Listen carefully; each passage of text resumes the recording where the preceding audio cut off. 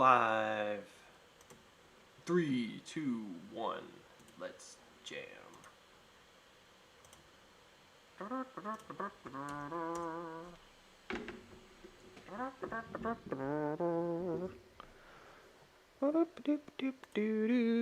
It's hard to do jazz with your mouth.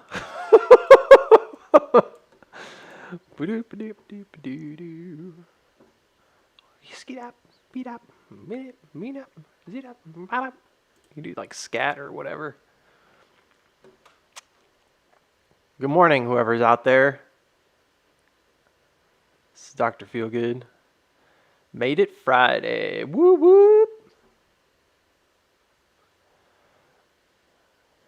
Yeah, well, you know, this is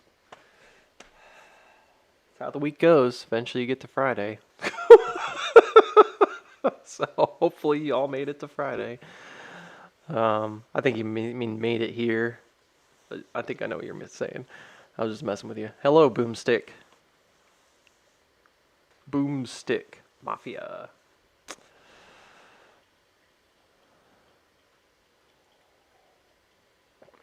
Good morning, Joe Pounce. Joe Pounce. Don't Joe Pounce. Raleigh, Vermont. Yo. Raleigh, you've been posting a lot of good stuff lately. Thanks for doing that. Yeah, I know. I figured it would get hit pretty hard. This is frustrating, isn't it? This pop today instead of yesterday. Oh, man.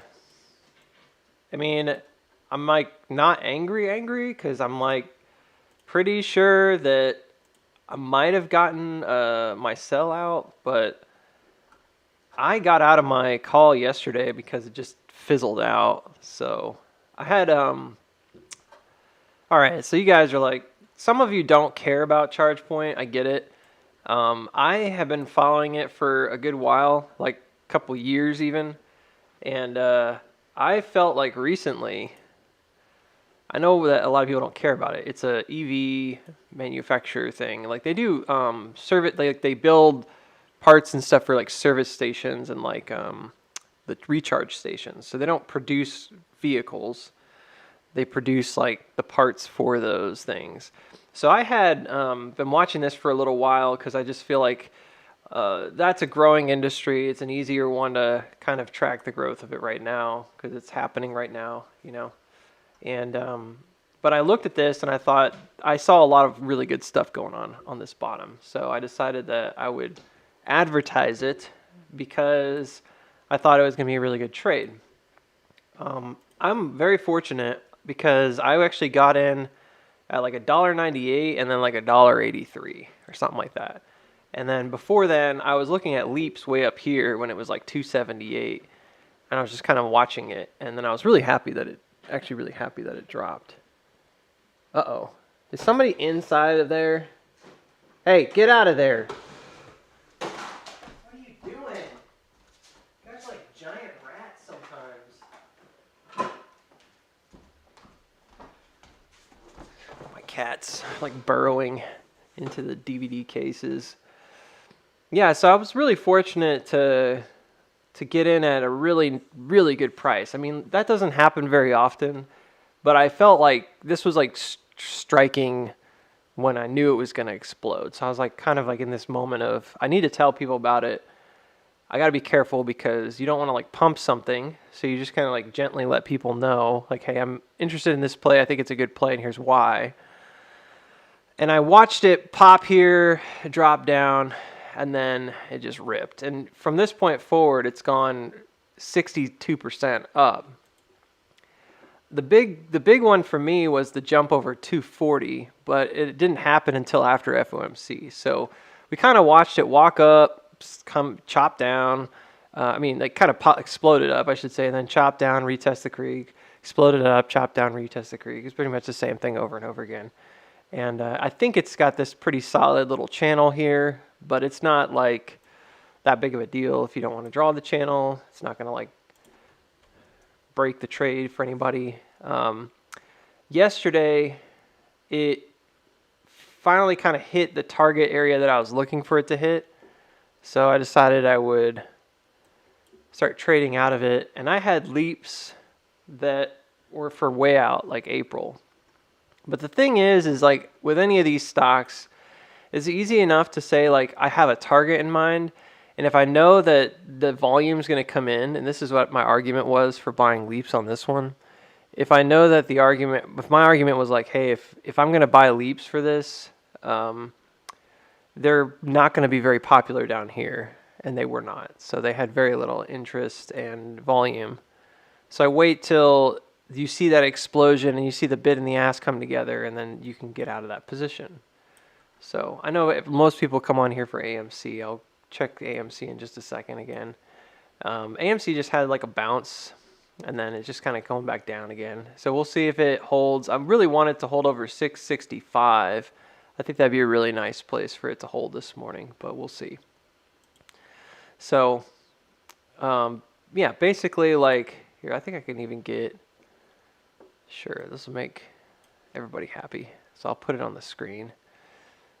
Yeah, we're going to have to really dig into AMC, I think. I want to redo a chart. I want to do a new chart. I know you guys are like, that's annoying, but it's kind of like what I need to do sometimes just to help my brain like be a little bit less biased and just remember like could go any way, you know. You reset the chart, it makes it easier to see things that you might have missed.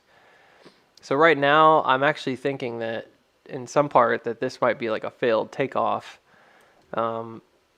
And I think we're going to have to find out very, very soon if this doesn't make a higher low. If this makes a higher low today and it can close up near 7, there might be a little bit of hope still. But at the moment, it looks like it's just a second up thrust, which is really weird. And this one happens to have really high volume on the sell-off.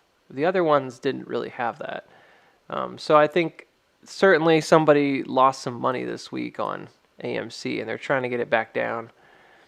Because this to me was like a pretty obvious double squeeze here on these two sell-offs. It's like they're mirroring them like perfectly.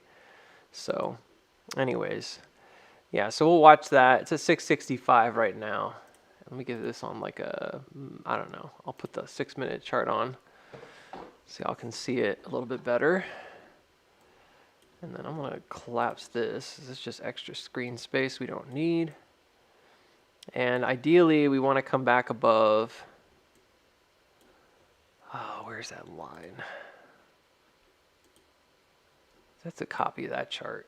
I think it's up here. It's like way up here, like 687. I don't have it on this one.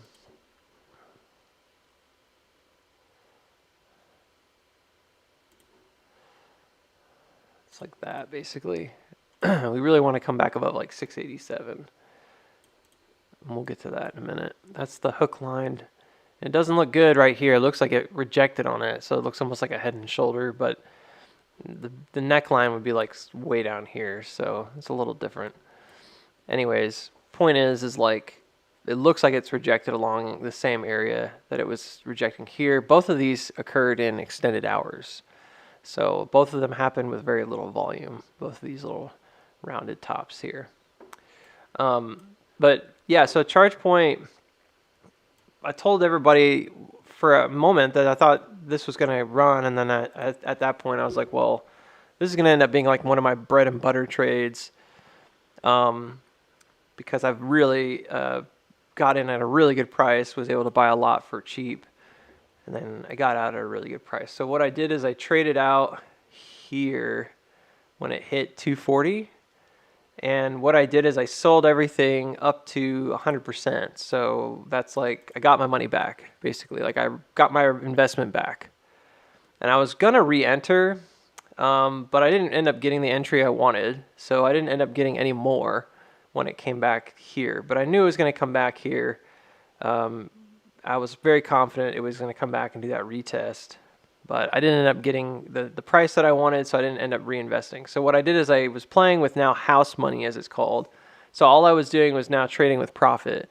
And on this explosion to the upside, I knew volatility was going to be super hot, and it would probably cool off as it goes into whatever top.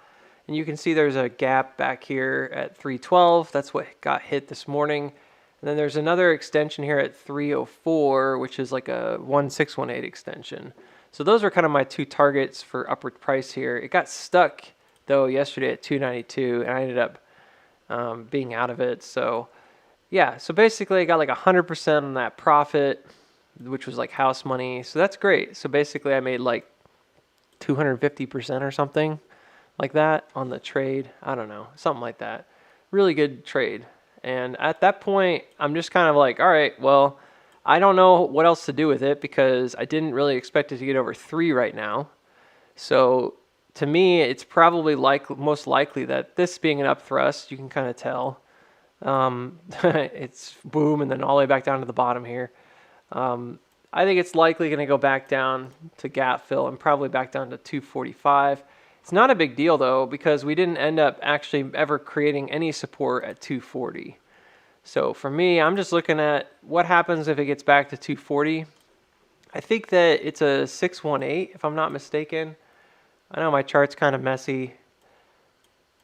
I'm not going to do every single Fibonacci retracement here, but I think it's right around, yeah, right there. 247 is a 618. And I mean, in theory, it didn't even check this creek, so could it like slide really far down to get to that creek? Yeah, I mean, it could come back down to high liquidity even if the sellers are there, so, and the shorts are there. But the good news is that this is definitely outside of whatever downtrend it was on. It was outside of. It just pushed this resistance as well higher, which is good. So it made an advancement, and I do think that this is like a macro bottom. So even if it comes back down and it ends up getting really low, you know, it could even do a full throwback here to like 215. I don't think it's a big problem. I think it's frustrating if you're wanting it to just kind of take off. But this is one of those trades that this stock has been like highly volatile on the push-ups, and then the pullbacks have been kind of misleading at times. So you got to be really careful. Like it does a lot of this up thrust because it's been in a long-term downtrend. So you get these big moves to the upside, and then you get these slow burn kind of distributions and then sell-offs. They look like they're going to rally and all this stuff. But this right here to me was really good setup. So when it broke out right there, and I know it's hard to see it right now. My lines aren't adding up. So I'm going to wait for probably for 240. And if it ends up catching it like a 50% or something, that's cool too. I think 0.5 would be a good retracement to try to grab. Pretty simple at this point. I'm not really in a rush. I was hoping to get into some puts when it did pop because I knew it was going to drop really hard, but I'm very doubtful that I got that put position. I'd be really surprised if it happened to fill this morning. I put it like 2 cents below the bid, which was like at 10 cents or something. And I was trying to get into a put position because I knew it was going to pop and drop. But I don't think my order, I'm really doubtful that my order actually hit. Well, I'm looking for that. I'm going to talk about AMC again. So I'm using a couple different charts here, and I'm probably going to redo the chart this morning. This one's pretty clean, so it's a good one for me to like mess around with. I'm just going to lighten that up. So here's what happened, right? We dropped below the range right here. We went down to a new low, hit like 650, which the guy who was on here about the algorithm not that long ago had come in and said that that's what's going to happen. So he would be really happy right now because it got down to the 650 marker. I felt like it was possible, but we needed to see certain breakdowns first. This ended up being this kind of ridiculous fast double sell-off here in like the course of maybe 6 or 7 hours of trading. I mean, it was really, really quick, unfortunately. And then this ends up looking a lot like, I think to a seller, this might look a lot like an upthrust because it does upthrust and then drive back down. I'm not so convinced, and I'll tell you why. Oh, it did.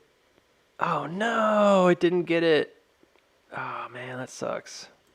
I put it on the day. Ah, bummer, dude. Sorry, I was just looking at that. Oh man. I would have made bank. Oh, you know what? Never mind. I wouldn't have hit because I put it at 8 cents and only went down to 9 cents. So there you go. Booksy. It's funny too. I missed on ChargePoint. I missed the exit too. I had it at 20 cents and it went to 19 cents. I was like, dang. And then it reversed like super fast. That was like the little quick trade I was trying to make at the top of the range, which pretty dumb, but I was just trying to, I knew it would be high volatility. So I was like, well, if it's high volatility, then you're going to probably make good money if it moves. But I missed the exit by like a penny. I might still do puts for ChargePoint back down to 250. Because even if it doesn't get there, I feel pretty good about that trade. We might get a little bit of an LSPY kind of deal or like a secondary push up. This isn't exactly over just because it slid really far. You're probably going to get a bounce, and then we'll see what happens. I don't want to like rush it. Anyways, I know I was talking about AMC, and then I kind of flipped the script real quick. Yeah, here's what I think is likely. We dropped here. There's a little back test. Actually, I don't know. It doesn't really look like it needs to come back up. I'd say this, if it comes back above 280, it's probably going to try to make a push back for 289 again and then do another drop after that. If it doesn't come back above 280, which is kind of getting stuck right now, I think it's probably just going to go down because it already looks like it's broken down and tested both of these. So, yeah, I don't know. Hard to say. And the thing is there's something called an LSPY, which is where you have like chop basically. So I guess at this point, it looks like an S curve. It's like that hook down and then it just drops. Yeah, I don't know. I guess you'd be looking for it to break below like 270. And if it doesn't do that, then oh well.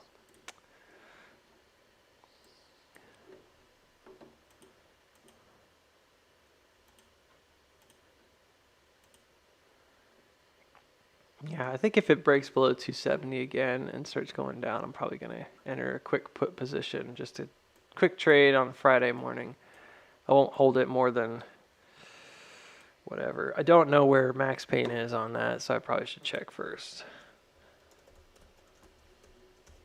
And I know that max pain, I'll check AMC too while I'm at it. I know that max pain for AMC was 650. It may have changed. Max pain is 250 for ChargePoint, so it's way above it. So if it holds, it's going to be a bit of a gamma. It's a huge, there's not much volume on it, but so I don't think it would cost the market maker very much. Yeah, it's 250 like on the nose. I think this is dropping to 250 today. It might.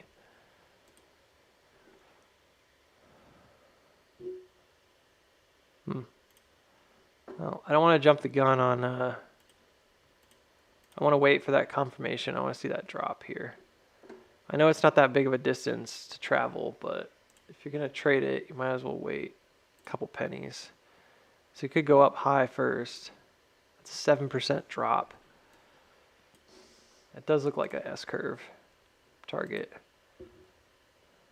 Right down to 250, which is fine. It's a back test. It needs to happen anyways. Yeah, it's like perfect. Okay. That's a pretty solid target then. I just wish I had gotten it up top, but that's the nature of the beast, right? So, all right, I am going to go ahead and trade them. And then I'll get a lower price if it comes up. So I thought it was going to go down there anyways, so it looks like it's on the way. I do think it's possible we can come up, though, and retest 290 this morning. So you can see a lot of that kind of stuff. Okay, so on AMC, we were watching this guy, and it broke down. Had a bit of a kind of a fake out. I don't know, it was weird because it was like almost like a fake out spring. It came below the range and came back up. But this all happened in extended hours, and so when it opened on Wednesday, it just dumped. FOMC sent it flying quite a bit, and you can see that the volume here, see that volume, a huge amount of volume on that buy-in. Notice there's a large amount of volume here, and it's like 680 down, and 680 is pretty much center liquidity.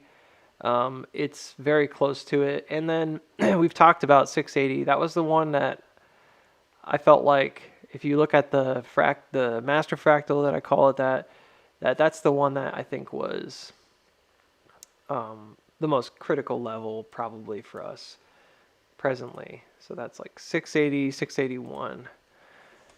So like what I noticed yesterday is that the sell-off occurred right at 681, which was kind of expected if it hooked there, and it did.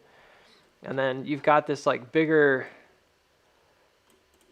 like hook, so to speak, going on as well, right? That's the thing I want to get back above today, is I want to get back over here. I want to close at 7. So I really don't want to be stuck at 650. And I know that max pain was 650, but let's see if I can see what it is. Not all of these are super accurate though, so we'll see. Why can't I like re-enter something here?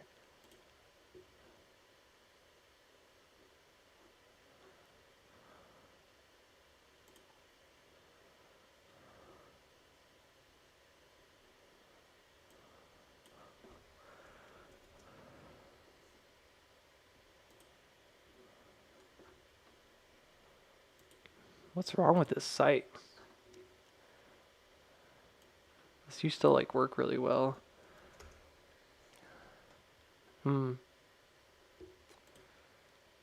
Sorry, I'm feeling dumb right now.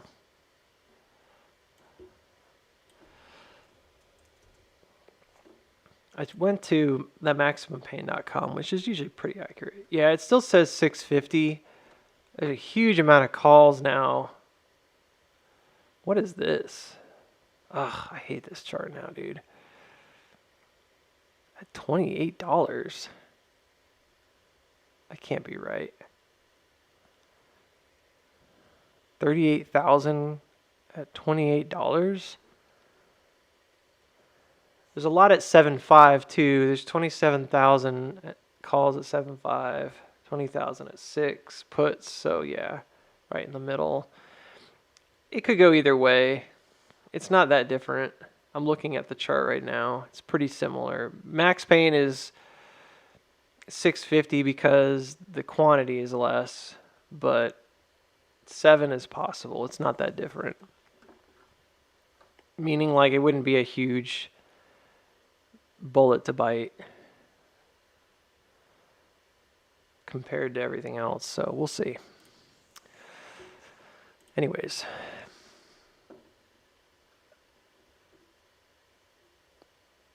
You still think we go to 15 and then back to 1? I don't know, man. If you watch the video, I talked about how I didn't really think we were going to go down to 1. So I said that there's a technical case for it. It was a little bit clickbaity maybe because of the title. I don't like that. But I feel like there's a strong chance that that could happen if we see it continue to mirror out. And that's all I was saying about that. I actually think 490 is probably the most likely downside target. $4.90. There's a lot of reasons for that. I think we're kind of missing right now our window. This is what I'm a bit most concerned about, is I feel like we're missing our window to kind of go to the upside. We're losing time here. And my 490 target, I hate to like presume these kinds of things, but it's like you either have confidence in your charting or you don't, right? If I have confidence in my charting right now, like I'm trying to find it. 490 should be like pretty darn soon, like by the end of the year kind of thing. Now it's possible because if you're off by like just a smidge on these markers, then it's going to be off by quite a while. Like one difference, like 1 or 2 or 10 pennies up there where I made these markers is going to create a massive difference in timing. So do I know with 100% positive, like, yeah, this is what's going to happen kind of thing? No. But you got to understand, like, the way that this was set up, it's either or. Like, and I didn't feel like there was a strong answer. So, like, when people came later and they were saying, well, like, this wasn't happening or that wasn't happening, it's sort of like taking it out of context. Because I never said that I felt like it had to go straight up to 15. Like, I was pretty clear that there's this possibility that we came up here to like 8 and then dropped back down. This didn't happen, right? We didn't get that massive push, and maybe it will happen and I'm just early, or maybe it won't happen and I'm just wrong and it didn't happen. And instead we got snuffed out, by sellers at 7, which is what the way it's looking right now is like we're getting continually knocked back down beneath the creek breakout. You can see it, I mean, just even in the nature of this wick yesterday on the daily, it needs to find that support higher right now and confirm that this was actually some kind of a spring action. Otherwise, I think Stockfather's analysis of this being like an LSPY could end up playing out. It's pretty straightforward, where these are just a bunch of bear flags and then you just drop. But the thing is like, and this is where I think people are going to get kind of like, what? Like raise an eyebrow. Is the crazy thing is that if this were to mirror outward, that's actually what would happen, is that you could end up coming back up to 8 and then dropping. But what would happen is that you would basically drop and come down like really low. Like I think it was even sub like 450 or something ridiculous. And then rocket back the other way, all the way back up. And that seems a bit ludicrous to me. I'm like, yeah, I don't know how that could be possible. I'm just trying to be just honest. Like, it just doesn't seem realistic to me. So I didn't even really think that was the most likely thing to happen. You can see on my chart right here, like this is roughly where I thought we might be. Something similar is happening, but it's happening and we're being stuffed beneath, again, this creek, which is not great. We need to get back above it. We need to get back above 7. It's that simple. But this is kind of one of the scenarios I had imagined, was that we would come back up, redistribute high at the top here, and then dump back down to like that 490 area. But look, I'm going to show you what I mean. And you can decide for yourself.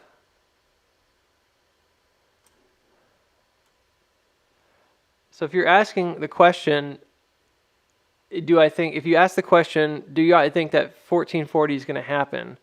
My answer is still, yeah, I do. And if it's not 1440, maybe it's a little bit later and it's a little bit lower. And I find that to be tolerable. Other people may not, because they see targets as like firm. I don't see it as firm, because if this goes down and spends time down bottom, when it comes back up to check that creek, it doesn't have to go as high. It's that simple. So could this 1440 eventually turn into like 13 or even 12 later on?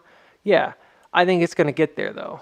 And I think there's a really strong case for it, because I trade things a lot of times based on just creeks and trends. And I think it's really important that we get back tests on stuff. It doesn't always happen immediately, but it happens, right? It does happen. So like this guy right here, which you can see goes all the way back to the top of the January run where the buy button was removed and all that jazz. Come all the way down, you can see that this has been hit several times. And the lowest point here, which is where that buy button is, even on the way up to 72, we hesitated there. So that creek has existed since May 27th of 2021. And then it was retested twice, very specifically May of 2022 and January of 2023. And then if you look at the higher part here, you can see that was tested 1, 2, 3, 4, 5, 6, 7, 8 times. Maybe 9 if you count some kind of after hours movement here. But so like when I look at this and I say, hey, I think it's very likely it comes back up to retest, I think it's because I'm seeing this as like a walk down that looks like a inverted kind of squeeze moment. But specifically, where are we sitting? We're sitting right here, this is the reaccumulation level. So when you go back and again, looking at what happened in that big run up, this level right here is more of a reaccumulation. You have like an SOS with a throwback and then it goes up into a reaccumulation. It does form a bit of a pennant, but that's the way I would read this. And then it breaks out. Okay. So that support level that was drawn ends up being a parallel to what we see on the top here. Those top two hits where this kind of reverses and this comes up to the high, this comes up and then reverses. I don't think that's a coincidence. These are all parallels. They work really well. And then you look at where where we're resting right now. We're resting right on that parallel. We just bounced off of it in September. So could we come back down to it, to the mid 5s or to like 490 and just check it out? Yeah. But if this thing mirrored outward, you can see why I have these kind of thoughts right now. Is basically, if this thing mirrored outward, you would probably come back down really low and then go back up, which seems kind of crazy to me because this isn't January, right? So the idea of us dropping down to like 330 and then rocketing all the way up to 14 seems kind of absurd to me. But I say those things and then I look back and I'm like, well, you know, we've had some pretty crazy run-ups. Like that March one was a pretty big deal. You know, I think that you have these movements sometimes that don't always make sense. So you might get these big drops and then all of a sudden it just rockets back up. And it's really going back to test a level that it hasn't tested. I think we're in that kind of a situation right now where it could happen now because technically this could just be like a phase B bottom or even a kind of a spring action within that phase B bottom happening right this moment. You know, we just dipped beneath that bottom here. So this could be a reversal moment and then you end up just kind of heading on up. And you just break out and go up to the top here, retest that trend, hit that 1440, you know, area.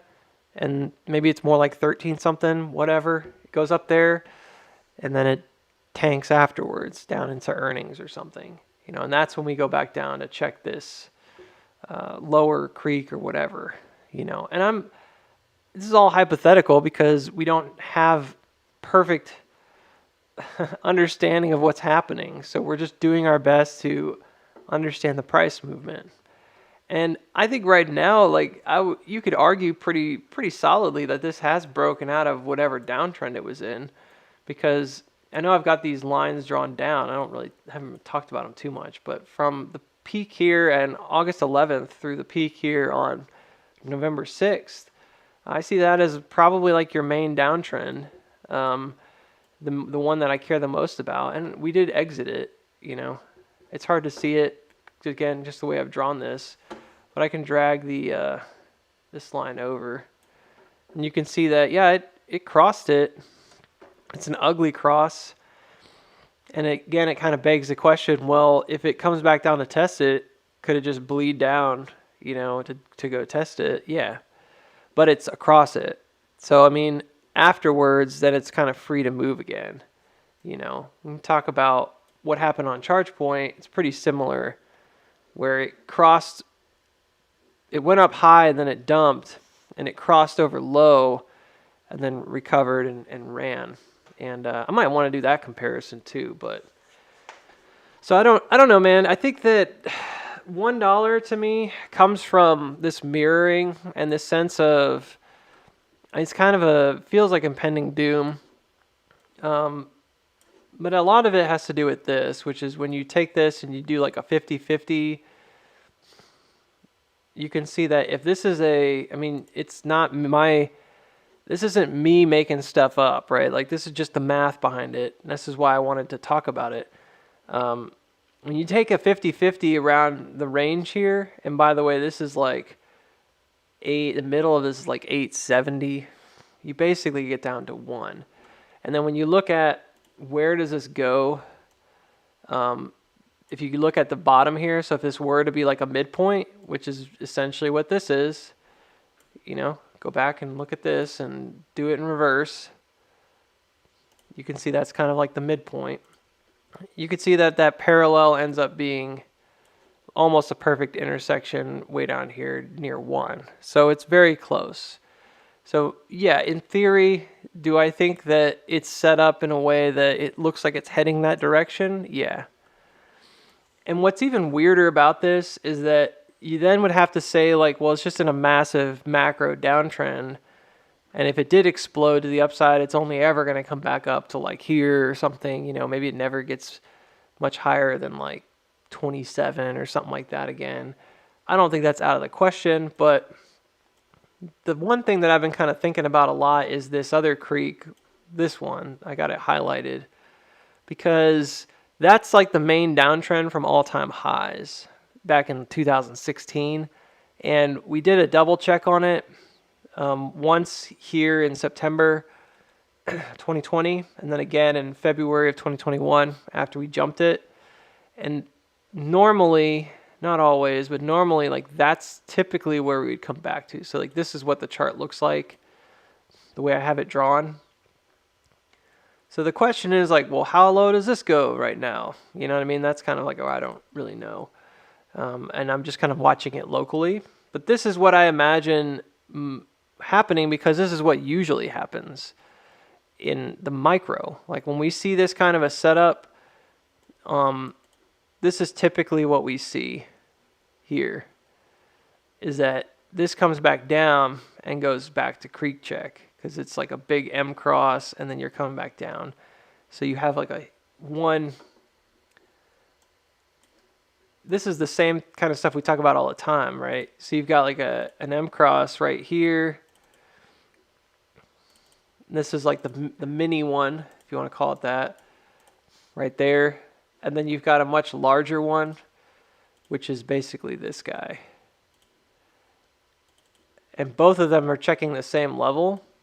One of them is just in the midst of that cross. So this is like the way I would chart it if it were tiny. Does that make sense? So if this were tiny and I had no prejudice or no bias, I would assume that, hey, if it broke down here, it's probably going to go back down for that creek. That is low. I mean, it's down here. It's in like the 3s right now. And if it dropped from where we are, it would be more like 350. But there's another way to get bottoms, and that's that creek intersection. And that's pointing me towards 490. And I found that number more than once. So I think the creek intersection versus the creek retest here, it's kind of debatable. And the other thing is, it's how you chart it. If I chart this on 4 hour with extended action, price action, it looks different than if I chart it on a daily with no extended price action. It's not going to be like perfect on every time frame. So it kind of just depends on where you think you should chart it. I'm doing it on 4 hour with extended because I think that's the most information I can get. So that's why I'm doing it on the highest time frame. So makes sense. But yeah, point being, do I think it's going to come to $1? Personally, no. Do I think mathematically it's set up that way? Yeah, I think it could get there because there's a mathematical setup for it. And every time I say it, somebody comes out and says that's fundamentally broken. There's no way it's going to happen. AMC goes bankrupt at like $4 or something. I don't know. where people get those numbers from, because everybody says different things. Yeah, I don't disagree. I'm not doing a fundamental analysis when I say it could drop to 1. I think of it about short operators trying to bankrupt a company, and like by the time it got there, it would do a reverse split. You know what I mean? So it's not like this is some kind of a complicated statement to make. If you follow the market and you follow other stocks, how many stocks in that basket of memes ended up going to $1 or below? You know, 2 years ago, if you looked at all the ones that everybody was picking out as meme stocks, most of them ended up below $1. I mean, a lot of them did. There's winners and losers, right? And a lot of them are, unfortunately, became losers. So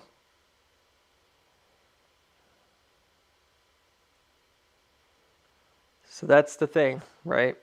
And everybody in retail gets really worked up because they think that something's not possible. But if we had looked at $72 and then somebody said to you that it's going to be at 68 cents in 2 years, somehow, right? Like, I know that's not exactly what's going on here.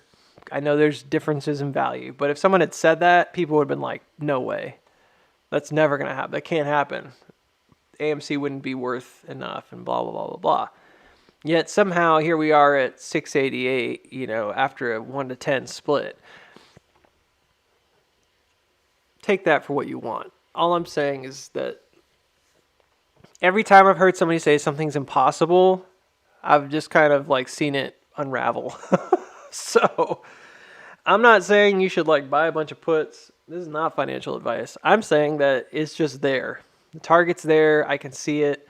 I don't know if we're going to get there. I think there's other lower targets, 350, 490. Those seem more likely to me.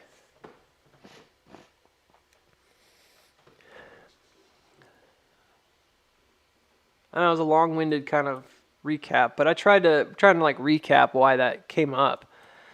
The 14 one, I don't know, man. Like, I think when I listen to Stockfather's video, his thought, and I think a lot of traders would agree, is that, well, look, it already came back and tested this level at $11. So it already came back and tested the previous range.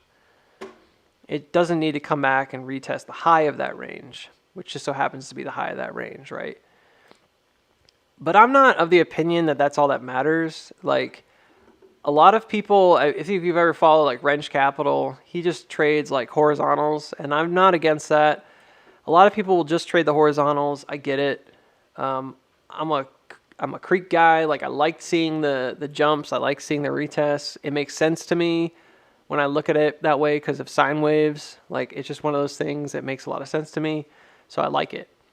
And I don't see AMC avoiding these tests. Like, I haven't seen a single one of these macro tests that gets skipped. And this one is a really big one.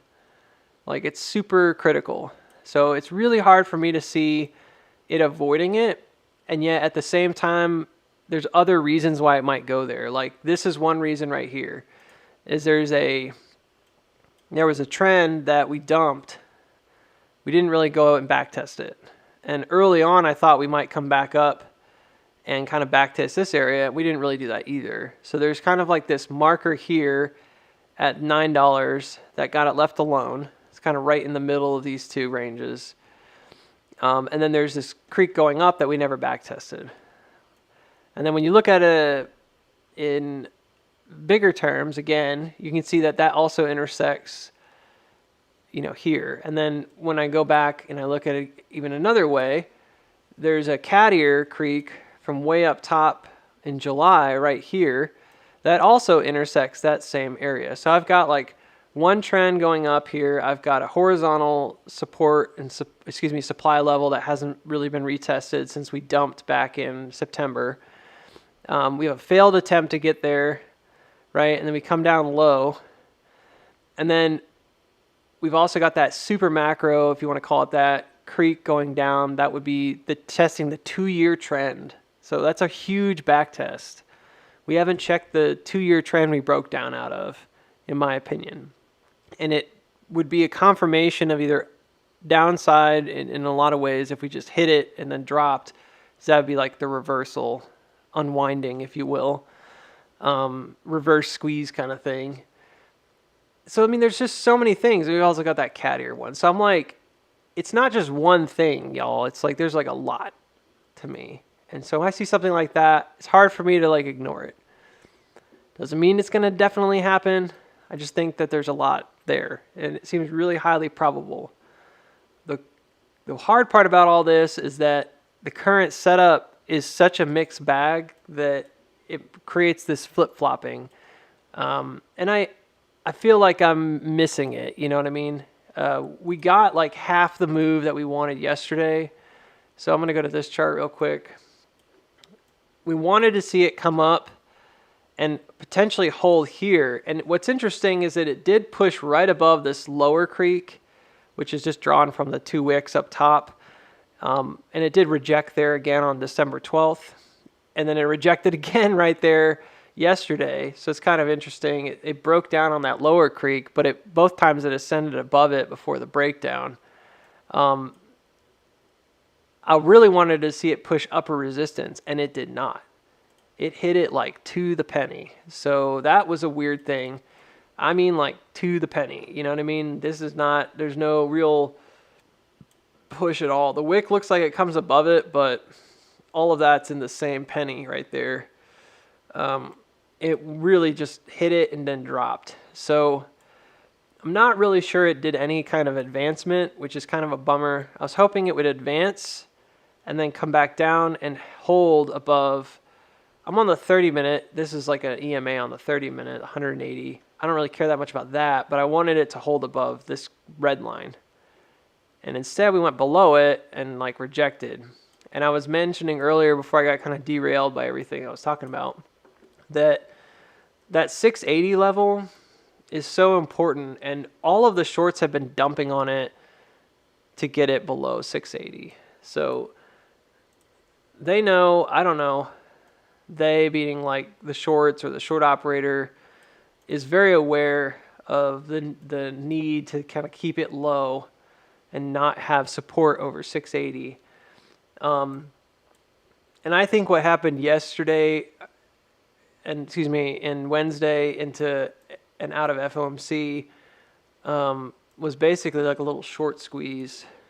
If you look at where the high volume is, it's all like sub 680. Which is not surprising. So like as soon as it hits 680, the shorts have like dumped on it.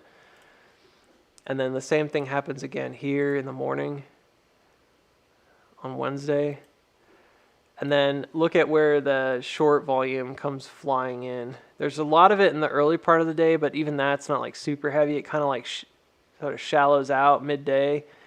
And then again, like right here down through 680 again. So shorts have been, and then again this morning, right? It's like shorts have been really heavily kind of trying to keep it pinned. It's the same level every time. And I think that what happened during this push-up is that all of these guys that got in low, basically from the Tuesday afternoon to Wednesday midday, I think they all got like squeezed out. It's just a bunch of stop losses and junk. Right? And it's possible that, I know you guys are thinking like, well, if it's going the other way, this could be like the reverse kind of situation where this is just like a inverted kind of spring and you're really just trying to trap buyers.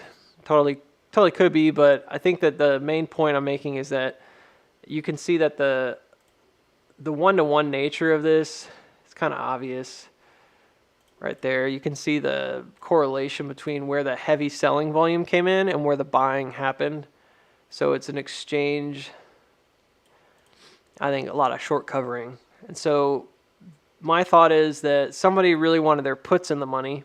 They did not want to end the week above 7. And they really trying to keep it below there by using the 680 support. And that seems pretty obvious to me, just based on that. So you could argue that this is bad because there's sort of this effort to kind of keep it low. And we haven't really traded that much in this area between 665 and 680. It's been largely resistance since the middle, or excuse me, since the beginning of the range. All the way through the middle, it was holding, and then it dumped back beneath it. So we'll see. My big thing right now is like I just don't want to see it reject like 690. It needs to come back up and get above there. And ideally, it doesn't do like this kind of double rejection thing right here, where it sort of intersects right at the end of the day or something, and then gets stuck at like 690 and it just stays right there. And then, you know, you'd be in a bad situation come Monday because you wouldn't know if it's going to dump from a double rejection or jump and explode because of a double cross. And both of those are kind of volatile situations, so it's a rough one. 680 is the 50 EMA. Yeah, I'm sure it's other things. People doing TA saying if we run to 13 to 17, we're running. Okay, well, I don't agree with them.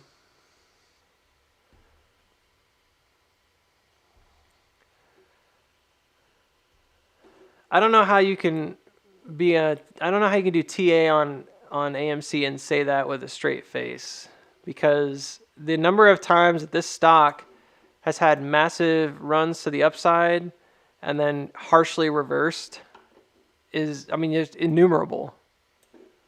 I understand why people want that to happen, but to say that definitively that's what's going to happen, I think that's just ridiculous. This is an example right here in March. This is a 160% run up to what was at the time like $33, $34. And then it dumped like all the way back down. And I think this was like $9 to $12 at the time.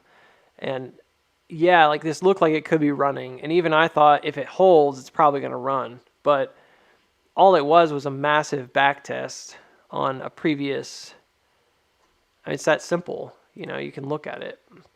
It's just a massive back test on a previous support that we hadn't tested for a long time. And then it dumped. So somebody pumped this up so they could resell. You know what I mean? They bought back their short positions and then whatever.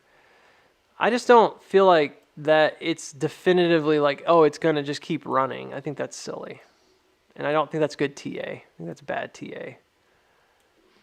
Because for all we know, it gets up to $14, and this thing on the daily is wildly overbought, and sellers just dump on it because they really want to go lower.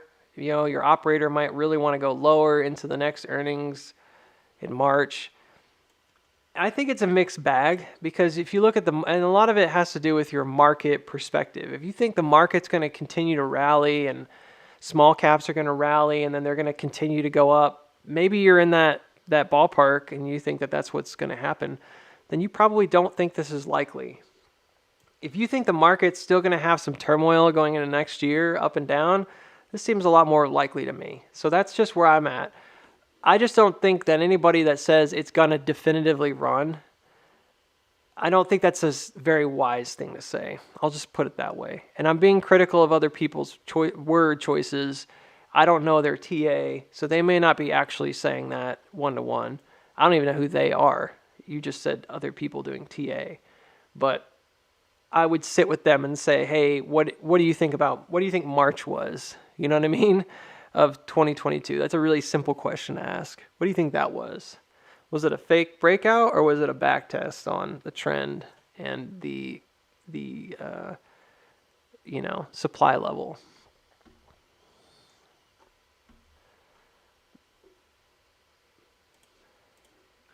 So a lot of it's whether you think that was like a run that got snuffed out or it was like a pre-planned distribution.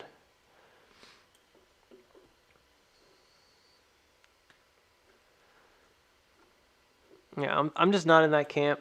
I'll just say that. I can't speak for other people. I don't think I should. I'm just not in that camp. I don't believe that just because it goes up above 11 or up to 13 or something like that, that it's going to run. I think that's pretty silly.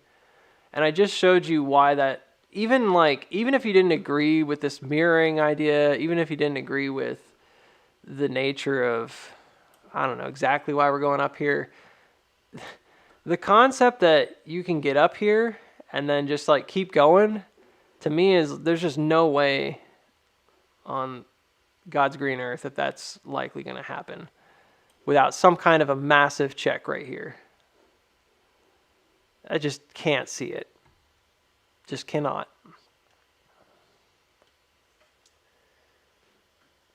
I'm not saying it's impossible. Nothing's impossible on AMC, but it's really difficult for me to see how you could run up through here and just break through these creeks and not even back up at all and check it out. And you're going to instigate a sell-off when you do that, when you hit your head. So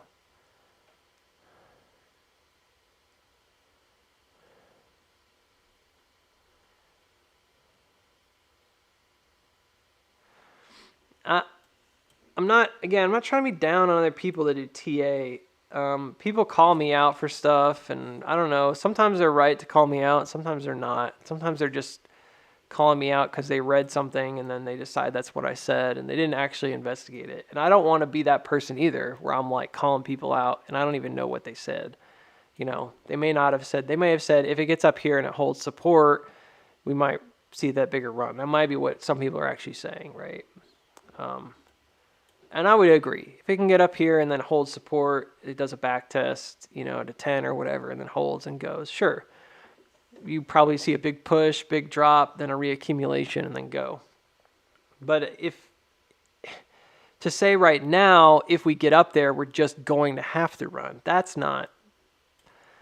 doesn't make sense. I mean, it just doesn't. I don't understand that. For all we know, this thing could be stuck in a sideways motion for like 2 or 3 years. I mean, it's in a position right now where that outermost creek, which is like this guy way over here, it's like way over here. If you just look at the sideways motion, it's way over here. It's in like 2026 or something. There's so much room to do a number of things here between now and 2026. There's not one singular path that it has to take. I'm not even willing to like go that much farther than just the next couple of months, to be honest, because I don't know what's going to happen here. And if this shakes out differently, this is not going to play out, you know, long term, the way you might think. So here's where I'm at today. This is kind of odd. So these two trajectories here, they look like they're creek crosses, and you may not believe me when I say this, but these were not, I don't know. I don't want to be that guy that's always trying to be like defensive, but I feel like this is one of those moments where I'm like, because these are actually trajectory lines. When we did a stream last week, or whenever it was, or a few days ago, I did these trajectory lines based on in and outs from here. There's like the main downtrend this way, which was the widening. And then I did the one from this top and then this top. And then I did the bigger one. And I picked out two that I thought were the most likely. And it's kind of bizarre to me, but I picked out the two I thought were the most likely were these kind of beige ones that I've got on the screen right here. And very oddly, I think, that bottom followed that trajectory perfectly. So I had it up yesterday. I had it up here because I thought we might bottom out a little higher. I was looking at this as going to like 665. So I think I had it like here, and that didn't happen. So I brought it back down to the bottom, and I was like, well, look at that. It's following that trajectory. Maybe it's a good sign that the setup is getting ready to follow that trajectory out. And then I put the lower trajectory, which I was kind of like so about. Like I felt like the lower one was kind of a meh, you know, like I don't really know. Maybe it'll work out.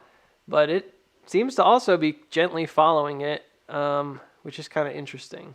So they look like they're creek cross lines right now, don't they? Like I drew them in order to like get that trend. But that actually wasn't. I didn't touch it. I wish I could find a chart just to kind of prove that point. It's kind of interesting. The reason that I think that's important is because it's a good sign if this does reverse. Because if it does reverse, that's an if question, I think this is going to be a really important trajectory out, which could help with timing. If it doesn't reverse, it's kind of irrelevant and it won't matter. But for now, I'm going to keep it on the chart because so far it seems to matter, which is a good sign.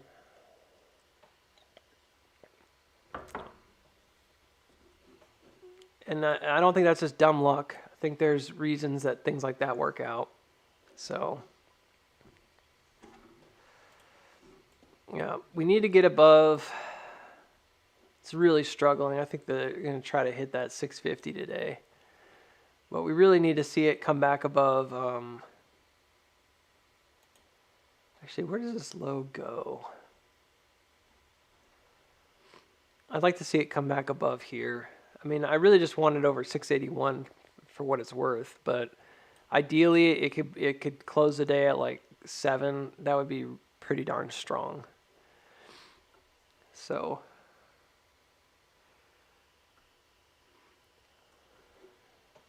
let's take off. I'm going to go to regular trading hours. It's going to mess up my lines. So don't flip out. Well, that's kind of weird, huh? But it will mess up my lines. So this looks like it already hooked this morning on that, which is not good. That's probably why we're seeing a lot of selling afterwards. Let's go ahead and just do the measurement. Let's just be done with it. I'm going to measure from here to midpoint. That's 642. I'm going to measure from top to midpoint, kind of estimating where that midpoint is. That's the 630. We already had that one as a possibility from other times.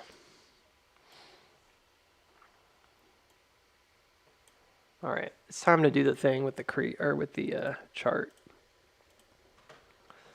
So I need to take a step back. I'm going to keep that on there.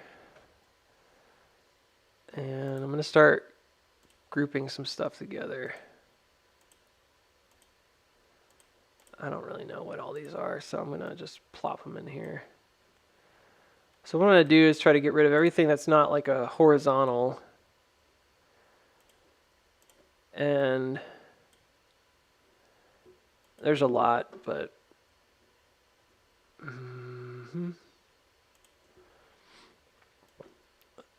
I want to keep my horizontals because that's just redundant. I don't want to have to like regroup those or redraw them, I guess is the word. All right. I think the horizontals are fine. So I'm just kind of turn off everything and like restart analysis.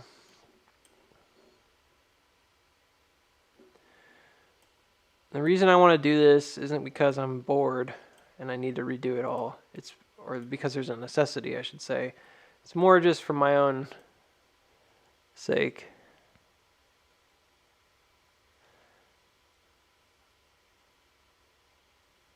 Do I think technical analysis can also be applied to romance?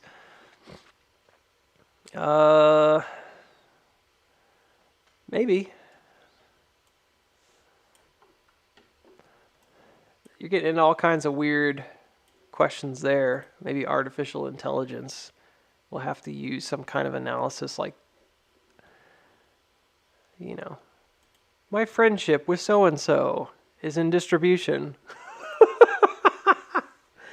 That would be pretty funny. We're in accumulation right now with romance. I think it's a stretch. This is like that's like a metaphor, like a nerd's metaphor for like courtship or something, I'm sure you could use it.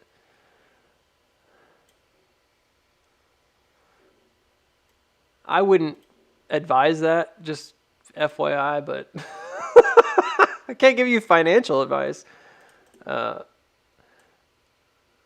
yeah, typically anytime I've done anything that's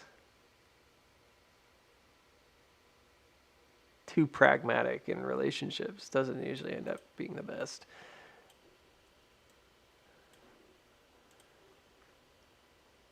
Your wife doesn't want your TA. Let's just put it that way. Okay. Well, all right. So what I'm doing is I'm just going to kind of look at some key levels here. Still, to me, looks like this should have come back up to the 8s. I don't know.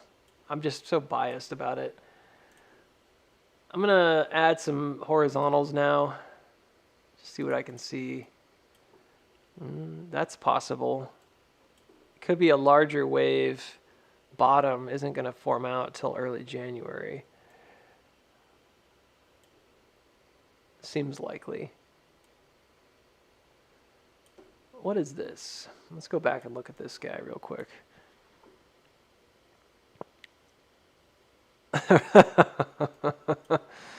A rounded bottom breakout.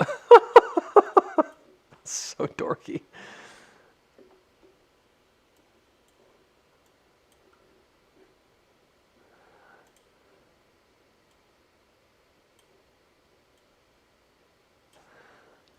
You need to get you a girl or guy, whatever your swing is. You need to get you a person that likes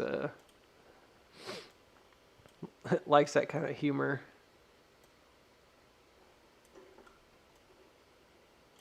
All right, that's pretty fascinating. So I'm going to take a couple of these dudes and just work with them.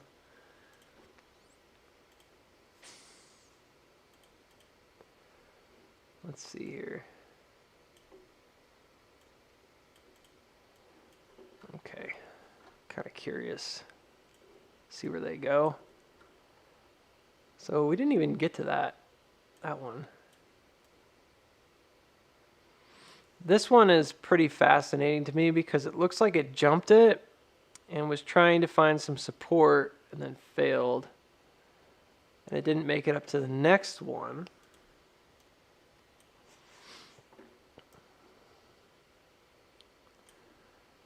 Yeah, same deal though. It's kind of like if you were going to go back up, you might come back up here.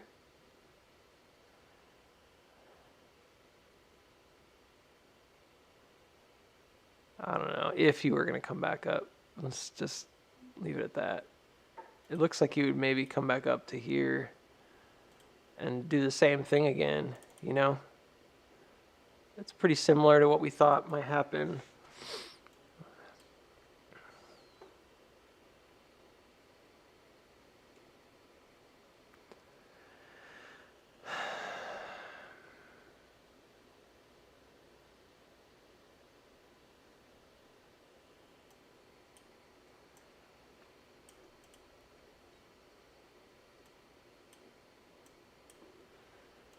So let's talk about angle of entry and exit. So this guy, oh, this might be one of those falling, talk dirty booksy. Oh man. Yeah, this might be one of those diamond things. I did them a while back. It's called like a falling diamond, and it's a weird sort of a breakout pattern that we see on AMC sometimes when you have like a falling action, but then it reverses and goes back up. The hard thing about it is finding like where does it break, and I always get this a little bit off.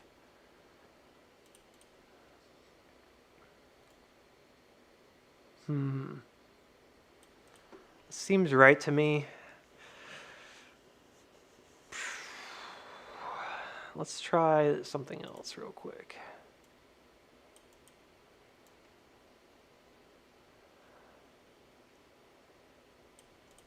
I'd have to go find that chart, the falling diamond chart. I don't even know where that is anymore.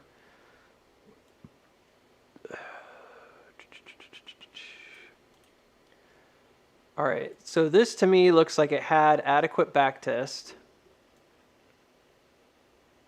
Okay, let's do this. Since we've clearly got a, let's do a, not speed fan. Yeah, no, we'll do fib speed fan. Since we've clearly got a top here. I think that's the middle.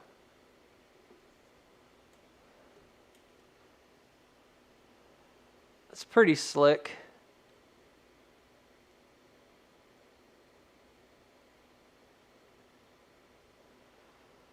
Looks like it's holding on for dear life right now.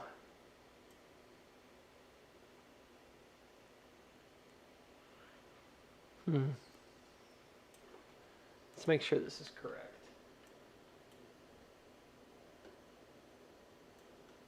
What's TUP?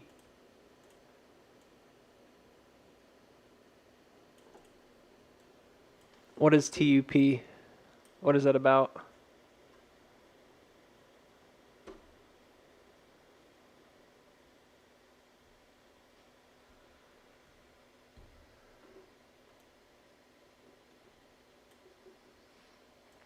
I think that's a pretty strong fib resistance fan.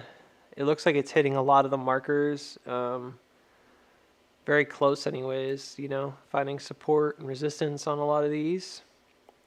This one's kind of weird to me. Like it's trying to reverse.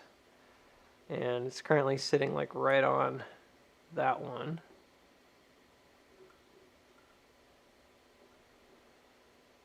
So that one's very relevant at the moment.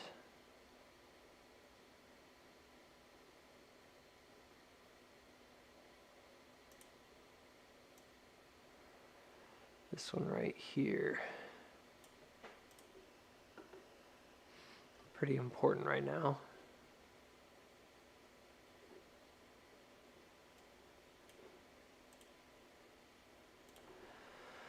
Ah, yeah, and this one's also pretty important right now. And then it looks like we might want to do that one again. I don't know why I deleted it or moved it.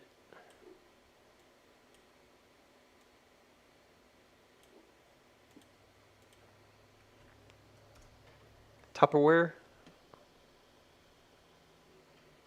I don't know. People always need Tupperware, so it's probably not a bad investment. Long term anyways.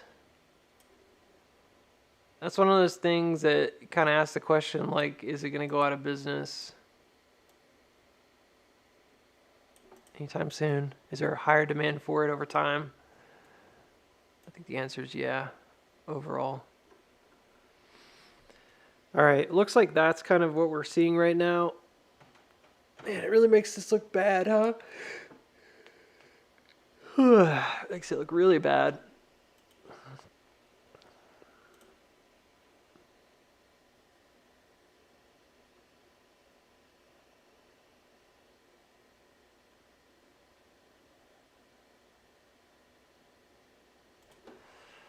I'm going to do the same thing off the bottom.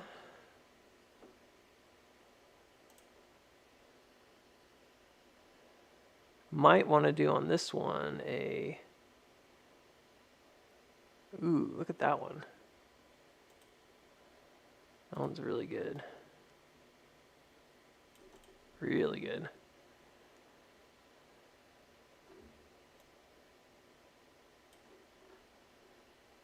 Right on the intersection. So that one's really strong as well. Ah, man.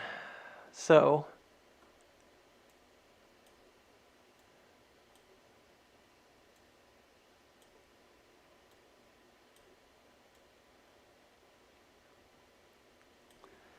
I know I've got this going like super low, but it might, if it just breaks out and doesn't test it, that could be what happens. It's just theory, doing something different. So what I usually do is the drop to where I think that triangle or where that diamond is forming. I think the diamond is here. It's really ugly. You can see it widening and then kind of narrowing. So it's getting wider and then it's kind of narrowing. I don't know for a fact it's going to end the direction we want it to end. But usually the breakout target's the same either way. Because like this would be the second half of the S-curve if it goes down. Does that make sense? So, and then typically it's wherever that offset is. So it's where the the VRVP middle is, which is, this is where things get kind of dicey. As it says it's at, man, I think it's just got to be that 681.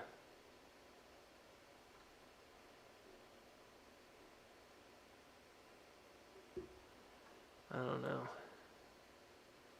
Should I count that area or not? Or should I just look at this?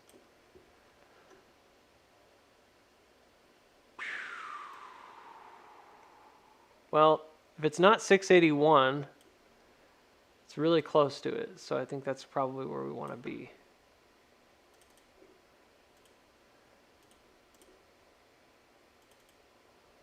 I'm pretty sure about this, by the way. If it breaks up, and there's that target right up there. I mean, it goes right to the tops here. It's pretty much perfect. So it's a direct move back to 860s, which is what we were thinking. And if it drops, it doesn't go to 490. It only looks like it goes to 536. Then again, this does have that last bit of an extension here.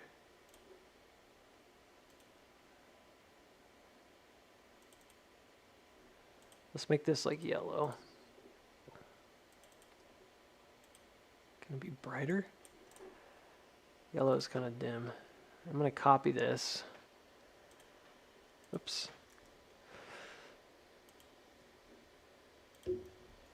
If you're wondering where this came from, when I did a analysis a long time ago on the breakout in August, during that time I had done a lot of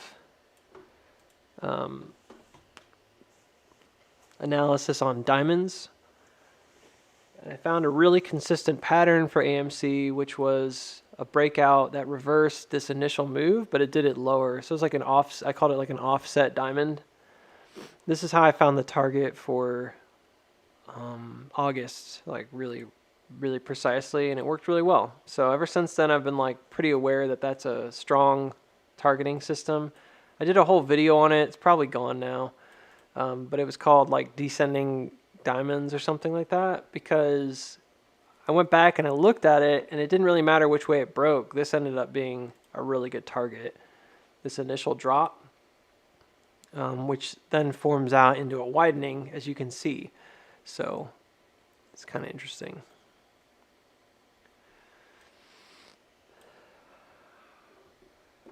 But, and here's where things are going to get kind of weird. The problem with the diamond structure overall is it's really hard to draw it. Because it's difficult to know where it ends, if that makes sense.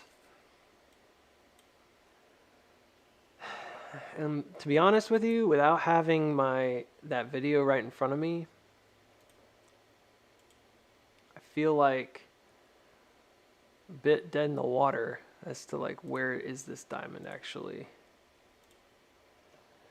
Because I know it looks just like because it basically what it is like a triangle, like a widening, and then it goes from a widening to a narrowing, and that's all it really is.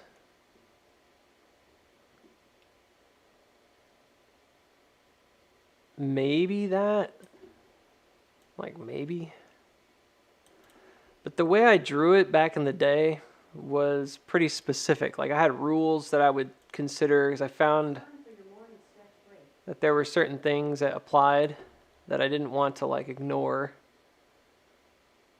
Yeah, I think that's important. That's important. Those two seem pretty clear to me.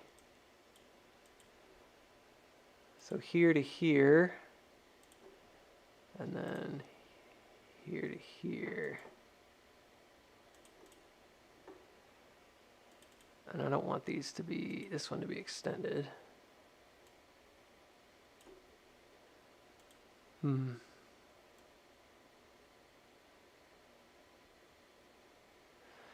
Yeah, anywho.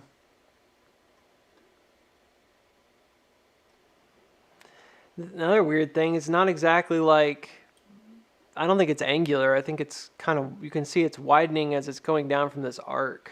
is probably more of like an arc, like a banana shape or something weird. It's more of a banana than it is like a diamond. But for the sake of sanity here, I'm gonna try to keep it clean. All right, so this would make sense as the diamond, because if you go back and you look at that line, these 2 points do run a pretty nice little intersection to this trend. These two, it's way too high. Maybe. I don't know. This isn't really narrowing very much though, is it?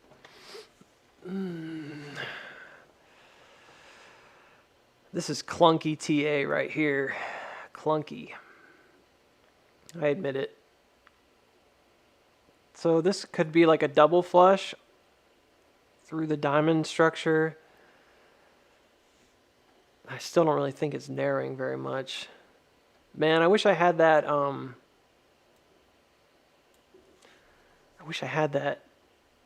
video still.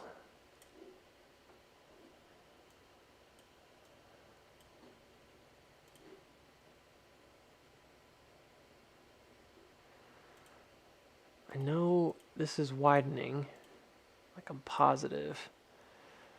And then the spread here, excuse me, is still widening. And then it's starting to narrow, I think. It's a bit hard to tell. Maybe this all together is just one widening, though, like a giant M. And we're just starting to narrow.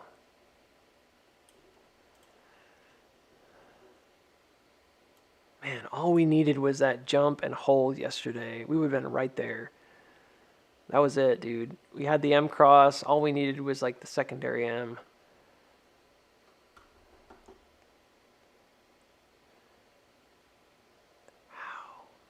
How did I make this so like crazy? I'm gonna delete that. What if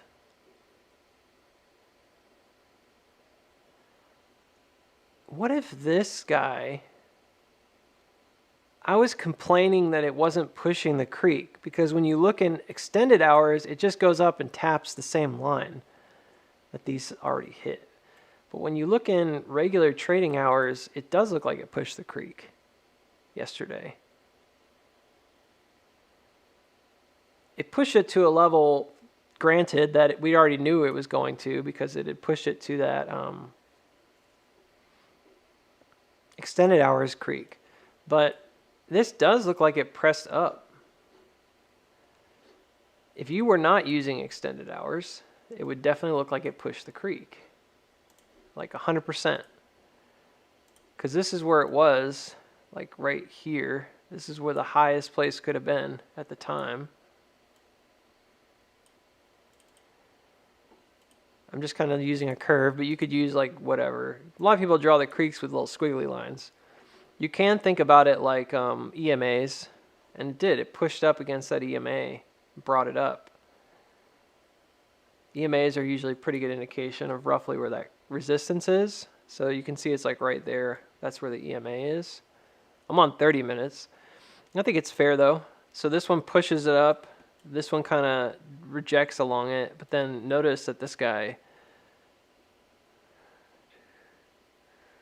yeah, that's succinct. You can see the repeating too. So down, up, down, up, down, up, down.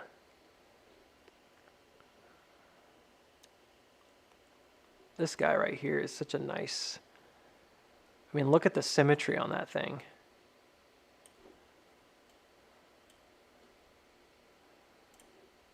I'm not saying it's like, it's just really clear symmetry on that move, that wave.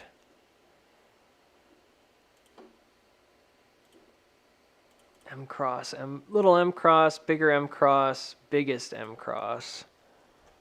How can I join the Discord? You just ask nicely. I'll post a link for you. We're trying to keep it pretty small. There's like about 100 people in there right now. I'm not going to let it grow like to thousands. That's never going to happen. when it gets that big, it just gets crazy. You have like no real connection with anybody, and then it starts getting like too much drama and crap posting, as they call it. People posting stuff that doesn't have anything to do with TA. I'd say, unfortunately, right now, the only 2 TA people that are really doing a lot in there that want to be on a channel anyways are myself and Stockfather. And Stockfather is really busy, so he doesn't have a channel. So I'm the only one that's storing charts there. I hope to change that. But we do have a lot of people on there that do really good TA. I was mentioning earlier, like Rally Vermont's been posting a lot of stuff. That's really helpful, I feel. And then there's different people that post really good stuff on there. Like, I think it's WBR. What's the name? I forget what their name is. Kind of a...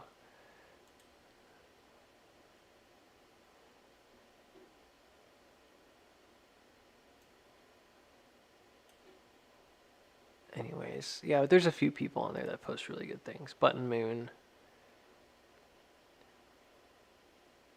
I see a lot of good charts. So, Zamboni.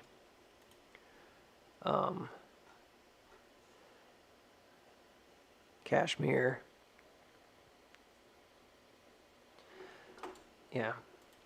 Anyways, there's a lot of good people on there though. Very TA focused, so it's not a place where you're necessarily gonna come just like chill out. We do have an off-topic area, but nobody really uses it yet. I've got some free resources on there too for you. A lot of Discords do that, so don't be like, whoa, you know, I mean, like a lot of them do. They're a good Discord, they'll give you some stuff like that, but I figured I'd just share the ebooks that I have. They're pretty good little hand-me-downs, you know, simple stuff. Okay, so we've got 2 major creek lines right now that seem to be very relevant. I'm going to make them kind of yellow. The third one is not irrelevant, it's just we're not quite there yet, so I don't feel like it's as important. It's this higher one, and we would need to get back above it at some point, but I'm inclined to think that it's basically just like the main creek that we were looking at anyways, which is this dude right here. So I'm not going to use the fib line for that. I'm going to use that one instead. So I think those are the 3 main creek lines, and I think we've pressed up this one, so it's higher now. So I think this is an elevation right here of the creek. I do. So I do think that that's likely. And then I can see this now as possibly like a larger M cross here if it holds. It has to hold though. It can't drop this level. We really would be at risk of coming way back down, which is scary. But I think if it holds here, we're not really at risk of that. Just being honest, we should see like a little M cross here, and then we should go up if it holds, and then we'll go back to the top and possibly press this resistance again or get close to it. But then what? Is that like another diamond? Looks like it. Start narrowing again. And then the question is like, well, when the heck do you leave? I guess right here. 681. 681.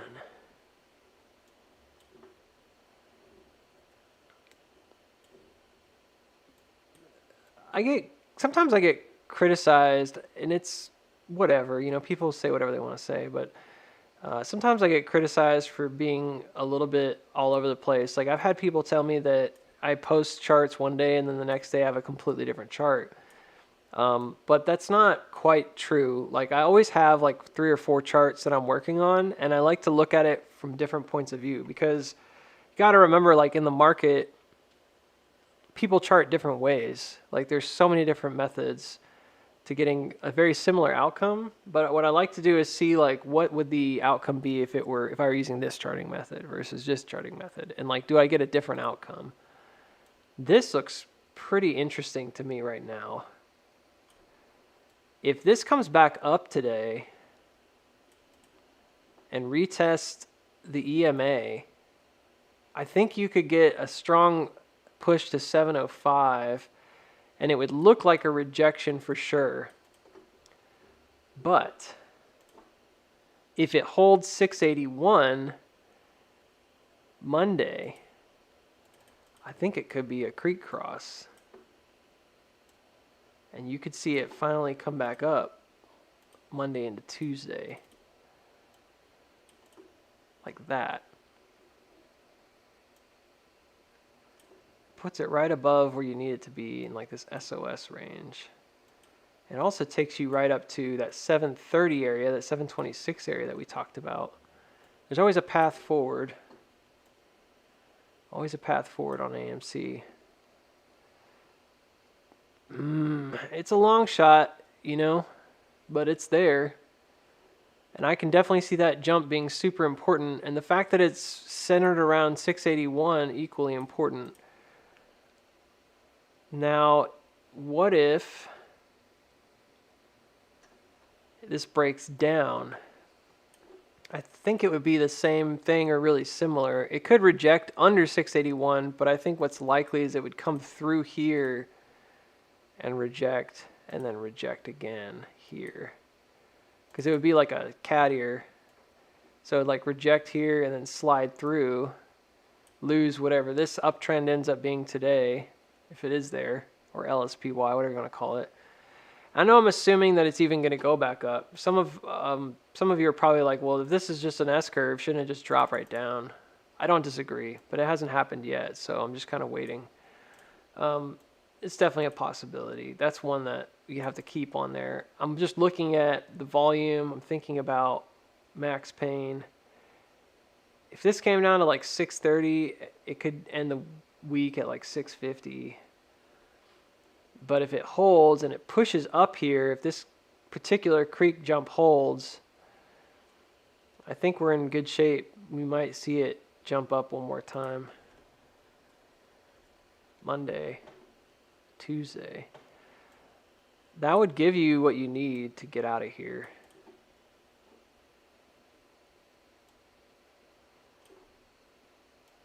Definitely. Kind of puts you right where you need to be.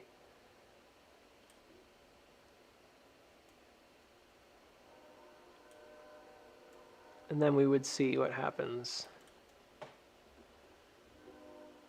I guess the other direction, I don't know. You probably come here first to like 6. Actually, I can't imagine you leave without some kind of big back test. It's basically the same thing, but it's happening lower. So you come down to like 6. And then you'd have like a bigger reactionary period. And then potentially like drop down the road.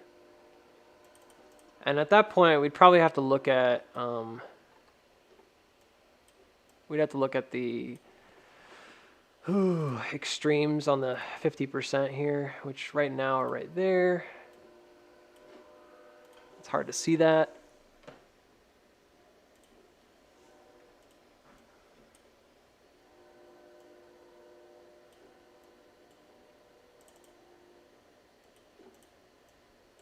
I mean, it seems pretty fast. So it may be much quicker than that. Kind of like a really fast distribution down. I don't know, man. It's hard to do.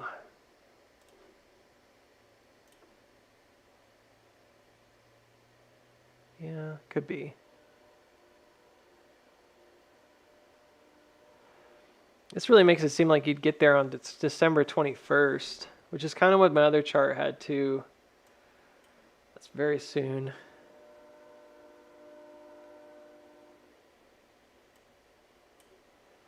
So this would have to be like super fast to make that kind of a move.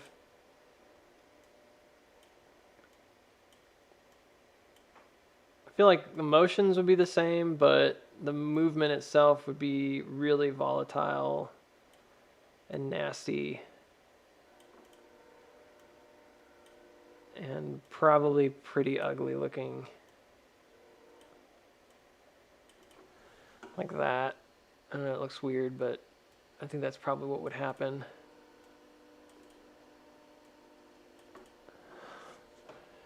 Yeah.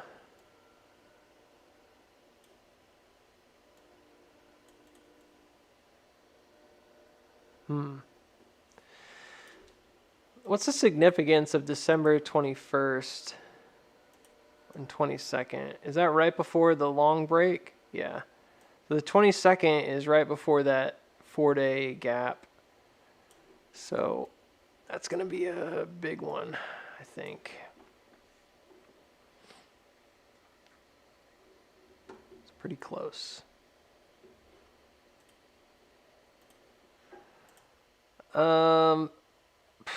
ChargePoint came down, hit 260, came back up 276, dropped again. So it definitely is heading low, like we expected. It's below the range at this point. So this is like a back test on the range. It came and hit this creek right here, this yellow line. I'm trying to even remember what the heck this was, so just give me a second.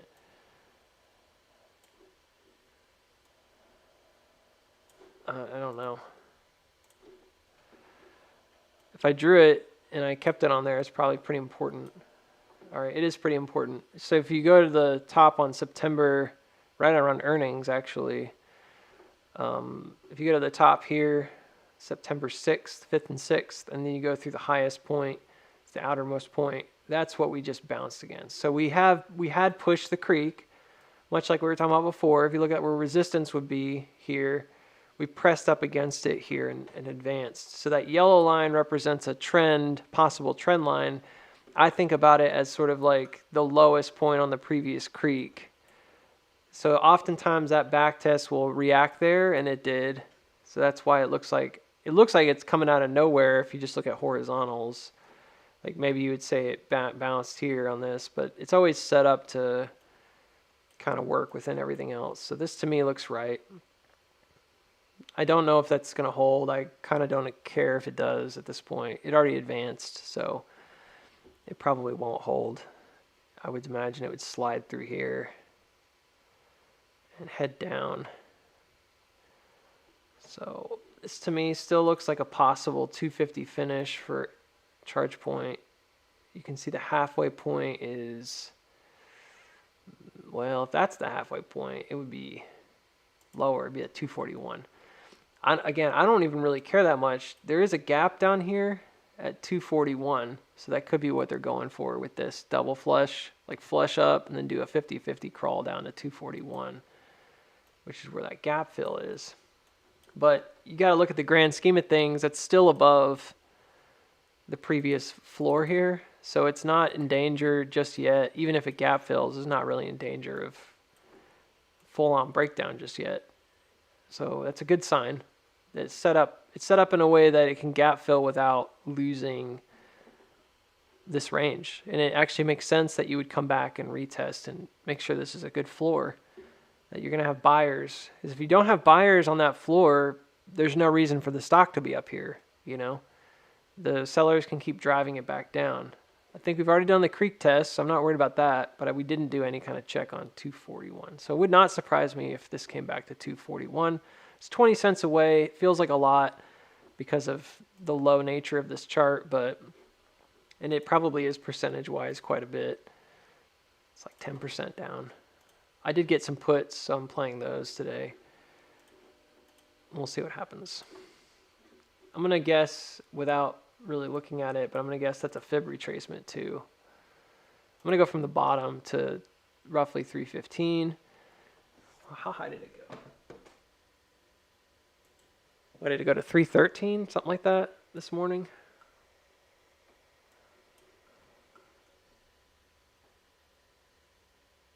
Yeah, it went to 313. Yeah, so the 50% retracement here is 236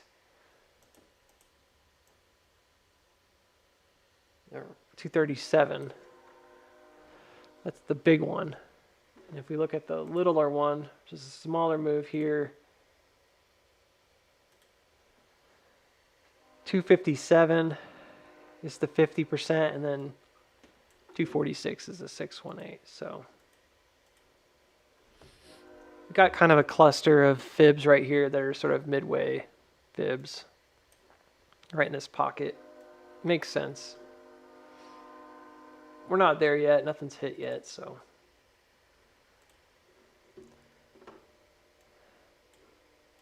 All right, so we're kind of in this mode where I think somehow like into that Friday, we're going to see that motion occur. And at that point, it could be really low. This is what makes me think 490 is more possible if it continues this way. This is completely the opposite scenarios though, isn't it?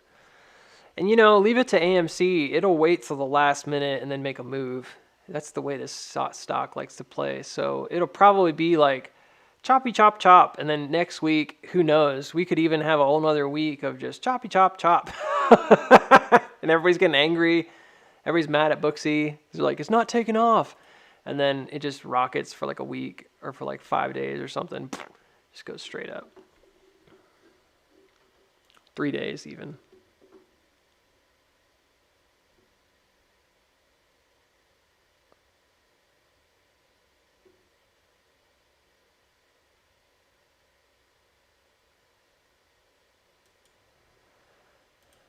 Yeah, I know what you're talking about, Sherlock. You're talking about up here. And you're right.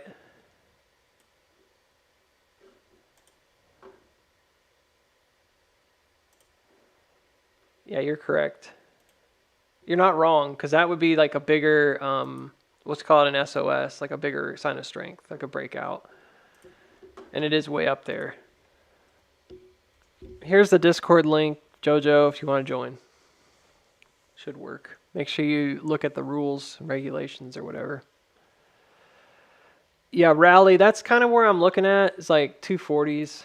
I mentioned yesterday that I thought it might come back down to 250, but looking at it now, I could see why it would come to that. Just go ahead and fill that gap, 241, and get to that bottom.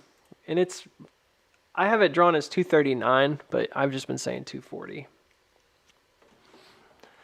And it's a big retrace, but it doesn't come from nowhere. Like, if this were just selling off in the middle of nowhere, I would be a little concerned. But the idea of it coming back down after making this advance, it's logical to me, so.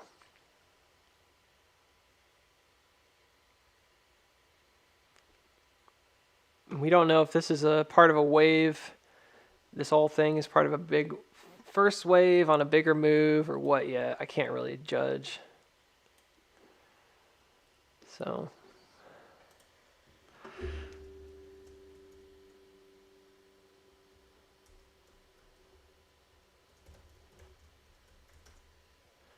I think one of my orders for my puts filled. So those should be doing okay. I think I sold my shares at 312, which it's always a good idea to have if it did sell them. Yeah, it sold them. Sold some of them. It's always a good idea to have kind of an idea in your head about, at least for me personally, I feel like it works best if I rotate out my positions instead of holding on to stuff for a really long time. It tends to be better for me. So let's see. Yeah, so I did get some puts for 250 for next week, December 29th. No, that's not next week. Whenever it is. December 29th is the following week, which is a really short week.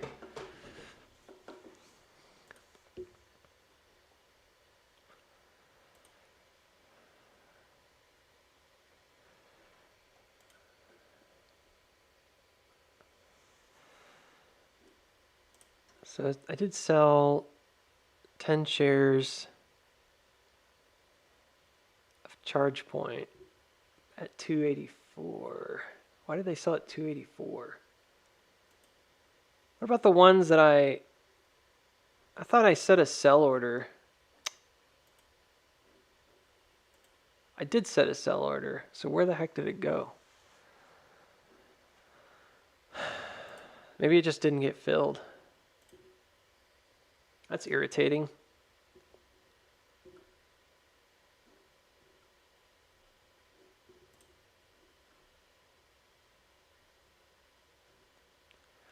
Why would it sell it at 284? It's a really bad price because I had it set at like 3. That was the whole point of like my 284 is like really low. Did I cancel it and like an idiot and then I think I did. Oh man, that stinks. Yeah, I sold it at 284. So where's the one that I canceled?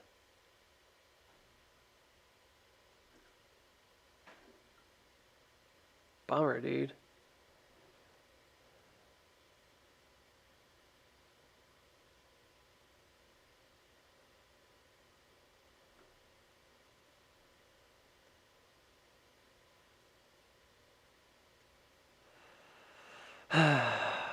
Oh well.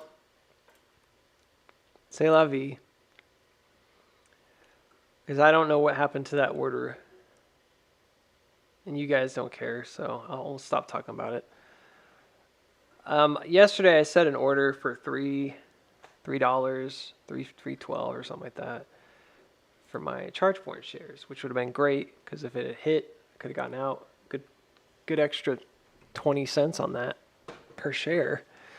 But I don't know what happened to it. And it looks like for some reason they sold at 284, which is way down here. It might have been yesterday when I had to leave for a bit. I might have flipped the order thinking that it might come back down and not do the breakout. Bummer. It's so bizarre to me how psychologically, like, so much can go through your head when this pushed up to like 292 and then rejected. I was like, I don't think it's going to go any farther. But before that, I had gotten into some really short-term calls because I thought, well, it's going to go up to 304 or 312. It's that simple. And you can go look on the Discord and see my dialogue with myself in the trading channel because I was like, oh, I'm just going to play the last pop. I said there should be a last pop. Then it broke down out of this, and I thought, well, it's done because it lost the 284 level. Maybe that's what happened with the stop loss. So it lost the 284 level, and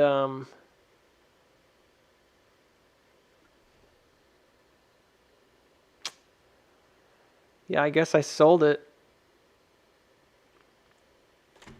But it's funny how you might be right about something, but it just doesn't take the path that you think it's going to take. And then it ends up, I chickened out. I mean, I just got out of it because I thought it was going to be a bust.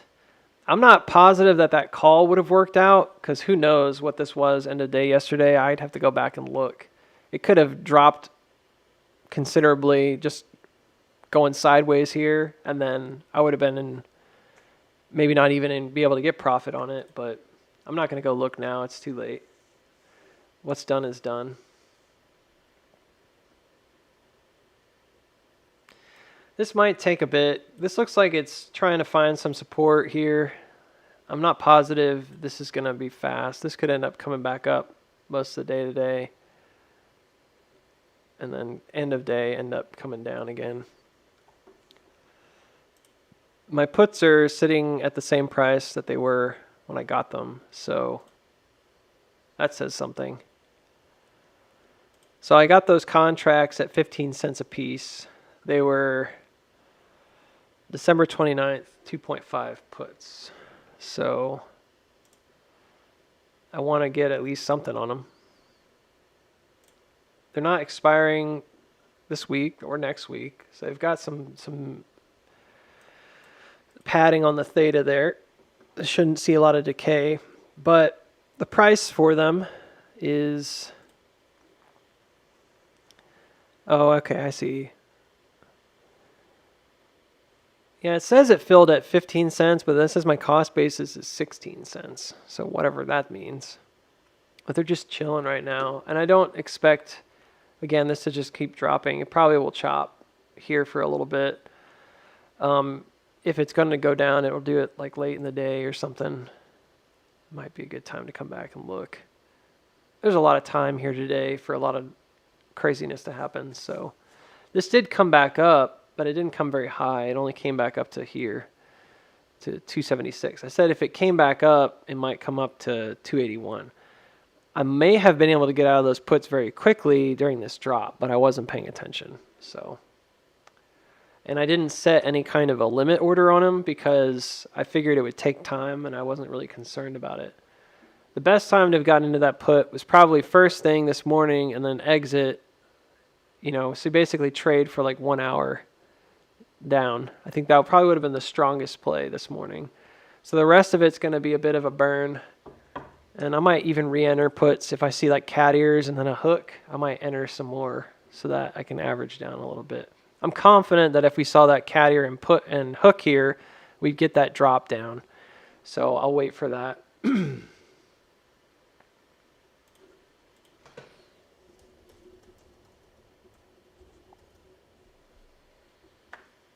Might be a good entry. And if on the off chance I'm completely wrong and this holds support and goes up, it's not a really big deal to me because I'm not over leveraged into a put position. I'm pretty small put position. It's just for hedging really while this comes down. I've still got all my shares and I don't have any calls right now. I'm just kind of waiting for re-entry on call positions. So I think it's a good trade. It's just, we're not quite at a place where I don't know. It's at negative 8%. Is it going to have that full drop today, or is it just going to kind of close up here? Who knows? Slightly above max pain. 670, huh? This is the same deal. It's kind of like dancing around that, like above, and you can see this looks like an S curve, just like this does. So we've got a similar kind of vibe. You know what I want to do? I want to chart IWM because I've been talking to a couple people about sort of, ooh, look at that. That's a big move. Talking to a lot, this is probably going to be an older chart. So if I have lines on here, no, I don't. All right. That's good. I don't want to start with like hardcore bias.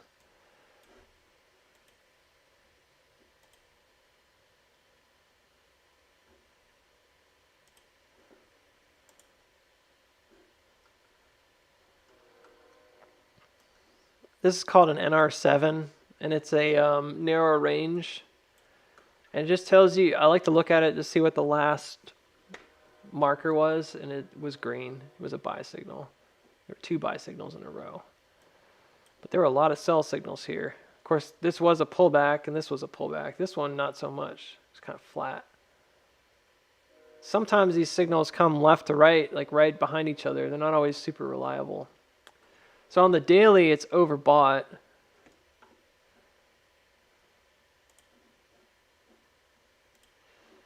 Let's check the weekly. Weekly definitely has some wiggle room.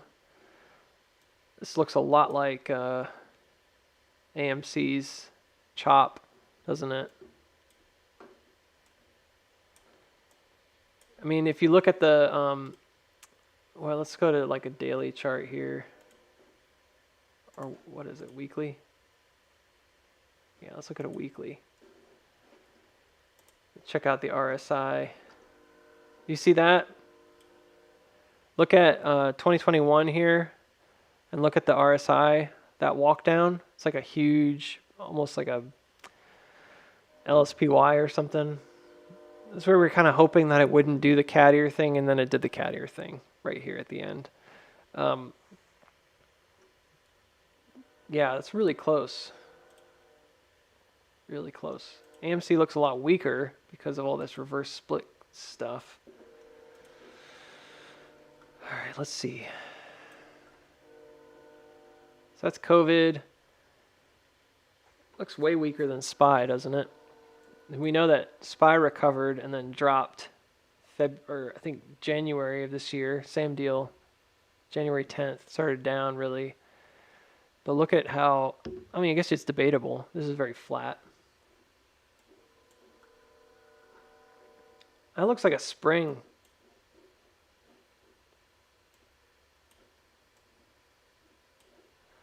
This is the cat ear right here. You see the paw, then ear 1, ear 2. But then notice that it comes right back above it. Right there. This is what I've been talking about with in the last couple of videos. I talked about like the ear doesn't always mean down. Sometimes it's there in a distributive action, but then it reverses. This looks very different than the S&P. It's really different. It's kind of cool.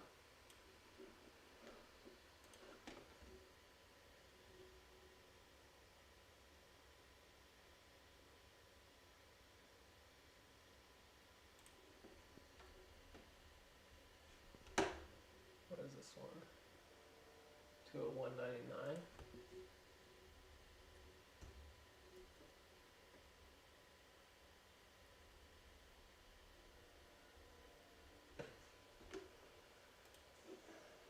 I don't even want to draw that. I don't care about it. It didn't come higher, so yeah, pretty awesome.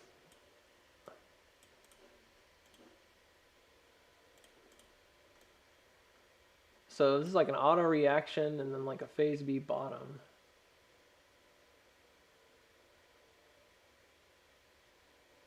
The low here, there's a selling climax. This might have been an auto reaction. It doesn't really matter.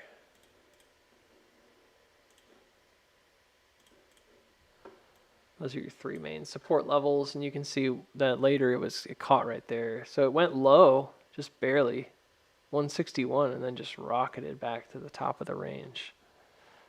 Definitely looks like a spring to me. And look at that on the weekly. Look at the divergence on these bottoms. It's super subtle, but it is there. You can see that. That makes a higher RSI. And then we're talking about a weekly time frame, so it's not insignificant. It makes a higher RSI here. Hit before that reversal, but the price had come lower. So it was down here. Pretty neat. Anyways, I like that kind of stuff. Almost easy to miss it too. I mean, these two. This is so subtle. So now the question is, where is it going to go now?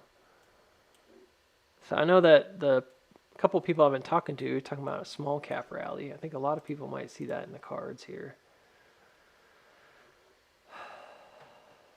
So this to me still looks like this looks like it could be an accumulation. So what needs to happen is basically we need to come back above the top and just find like support here, and then it should rally.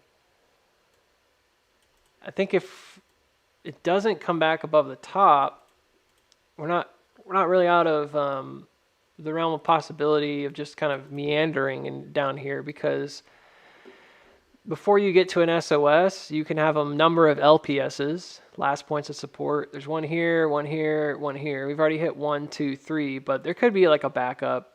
You know, if this was a really strong advancement, and you can think about it like Elliott wave, where like this could be an advancement to the top of the range, and then you come back down to like 50%. So there's no, hey Alexa, turn off the timer. There's no guarantee you're going to go right into an SOS here. And I think that might frustrate people, like always. We want to just kind of see it go, but it could very well do something like this and have a little bit of a mini range here and then pump up and go into the SOS much later. That's like mid-year next year. It just kind of depends. Well, let's see what else we can see.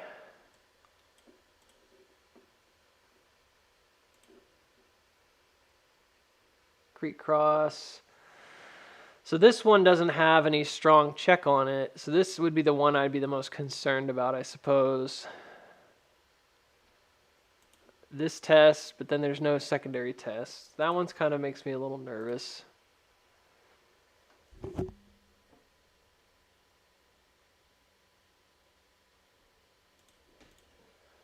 This is more in line with this theory that you might come down and make a secondary bottom and like a 50% retrace.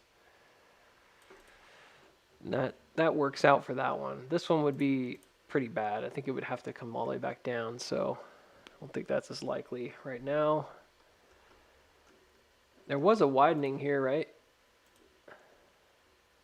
Or was there? It's a loose widening. It's not the best.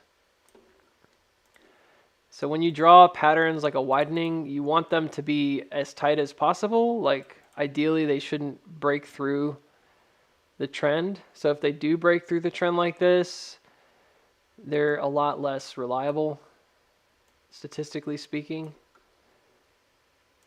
So this might be one of those things where you kind of then look for another line. Like that one looks stronger to me.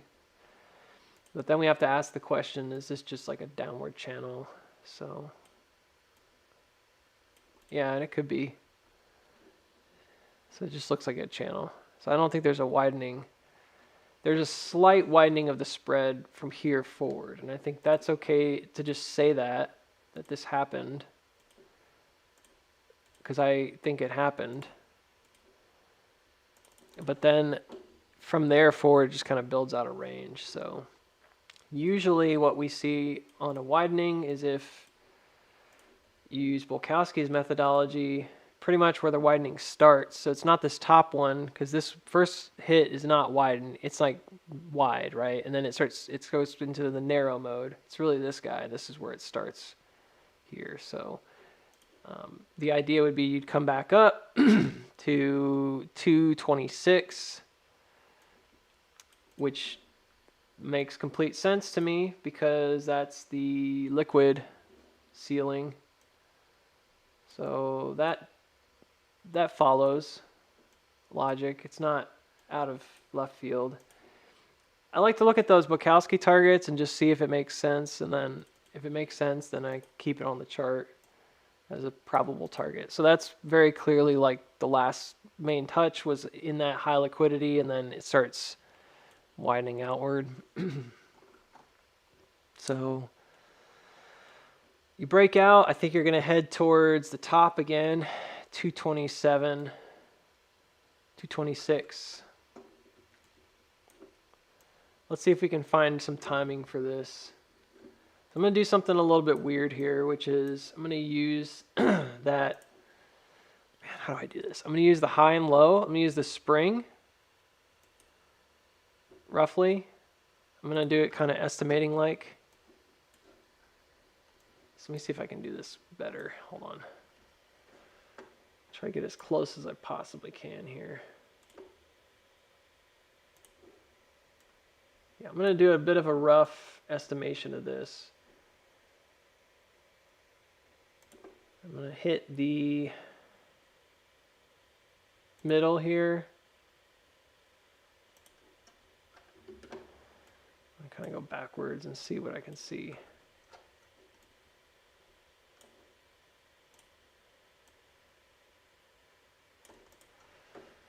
I use the ray, which is whatever.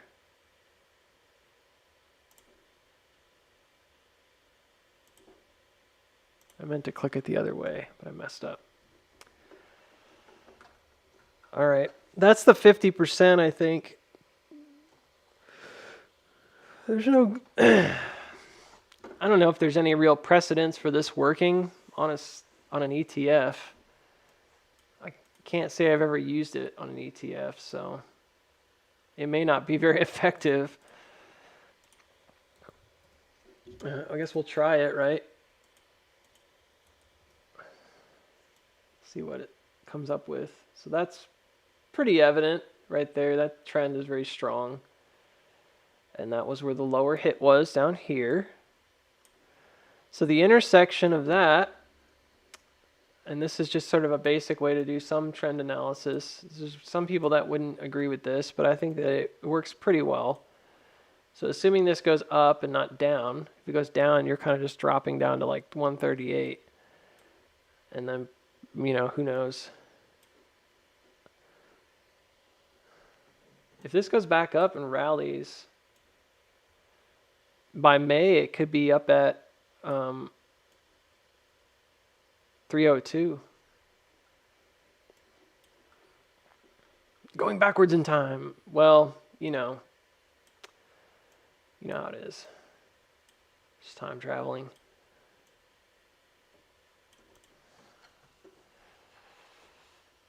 Okay, so what else can we do here?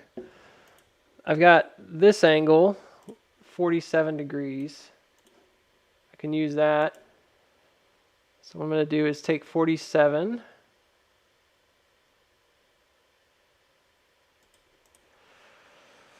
I'm going to measure half of this distance from this bottom to this bottom.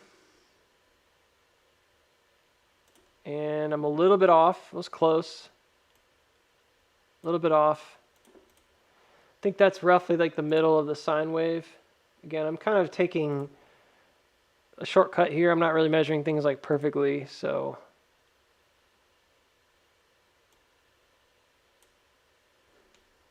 one more time.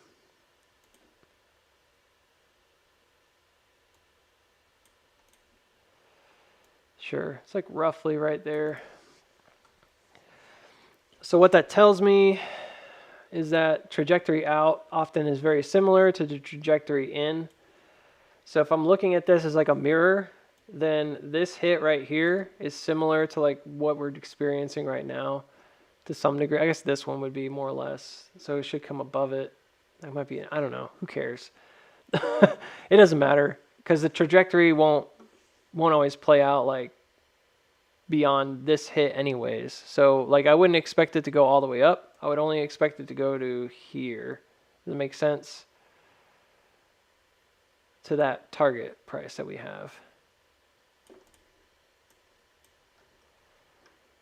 It seems possible that that's pretty accurate. It looks like it's where it dropped off and then we see it kind of come up there right now, right where the SOS could be. So that only takes you up to here, which is in April. Kind of presumes that you don't have a lot of time. 43 degrees, 42 degrees, 43 degrees. All right, well, let's just do a sine wave. It looks like AMC's come back down again. It's at 668. It's really struggling to hold anything today. Kind of a bummer.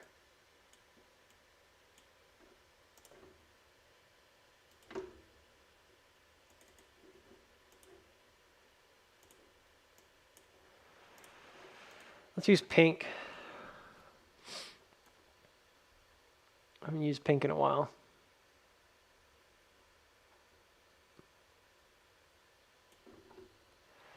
Sure. So our estimation of where that middle was probably pretty accurate. It looks like that's the center of this, and then this is like a slingshot kind of move where it moved like 50% below and then pulled all the way back up. Pretty strong.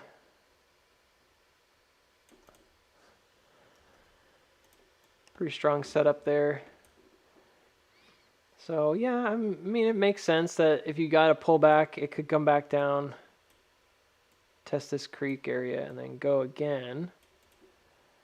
And this time it would come up, do an SOS, and then move potentially beyond. I don't know what other confirmations we could get for this 302. Let's do a fib. Let's do a fib extension. Let's see how wonky Booksy's TA is today, or if it's on point.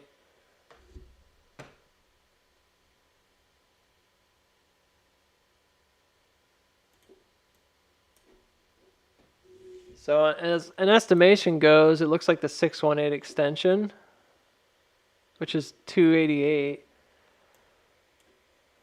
on the trend-based fib extension, and I'm not measuring it like super precisely, so it could be like a penny or two off, but it's roughly where we've got that target box here.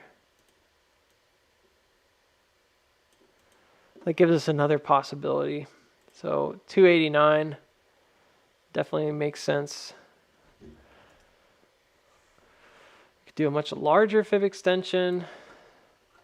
If this is all part of one move here, like a breakout, retest, and then a push, this could be like an S-curve. Oh yeah, it could be like an S-curve. That's way beyond though.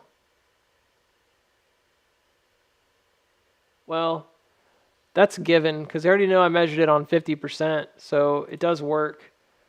If you go to the previous top where that gap is, y'all probably can't see that very well.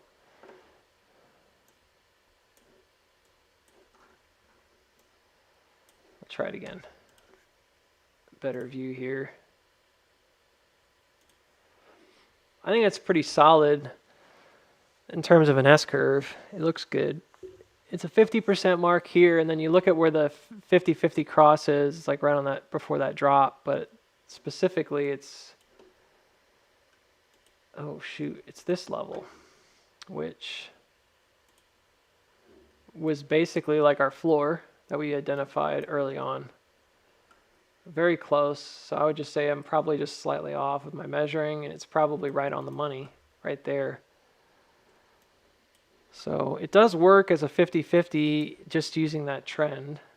So a big S-curve up. Makes sense. Let's make this a different color so we're not confused what that is.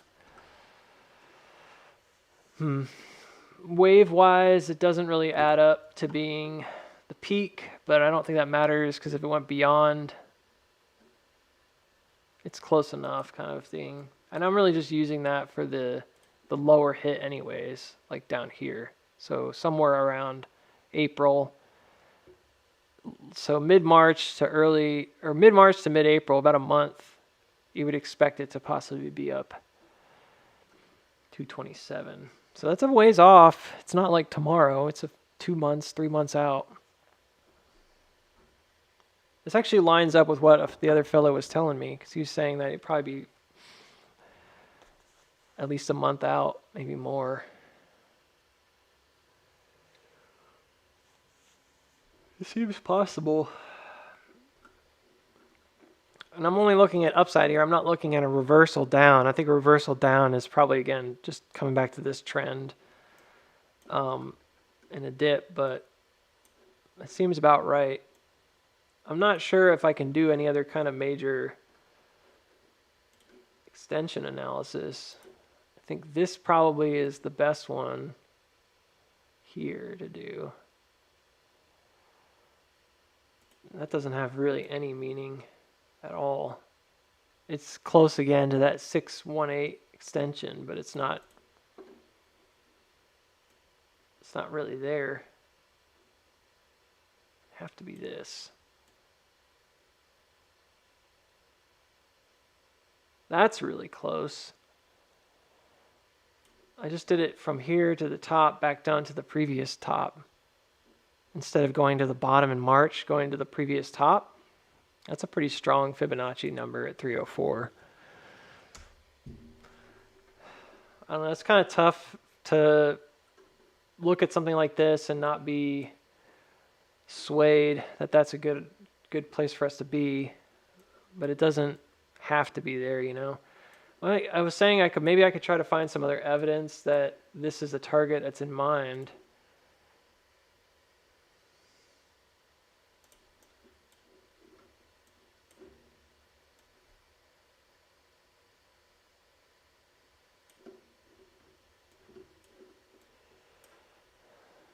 Yeah, that's a pretty decent one right there. So it's got a hit and distribution right from it.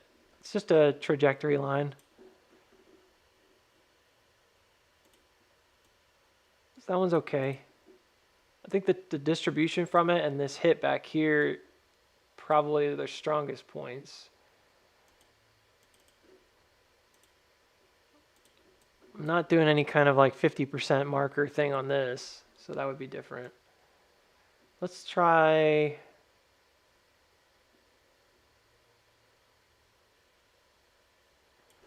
That low is really strong too. That's the next low here back in October of 2011.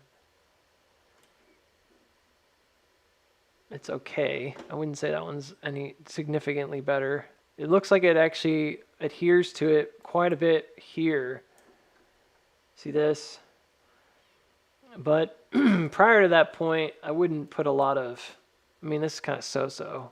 There's some interaction, but it could be a number of things. So I'm not really sold on that one.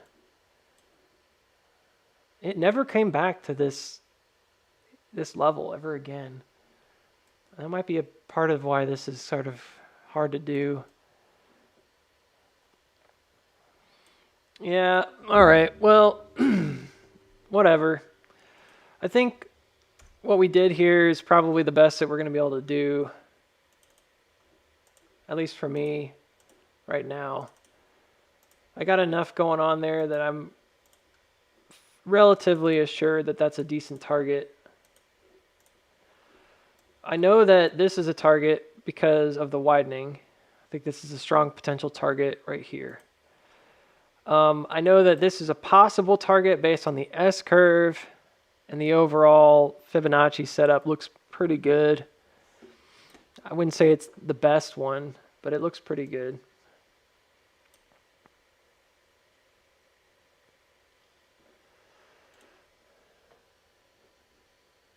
I don't know.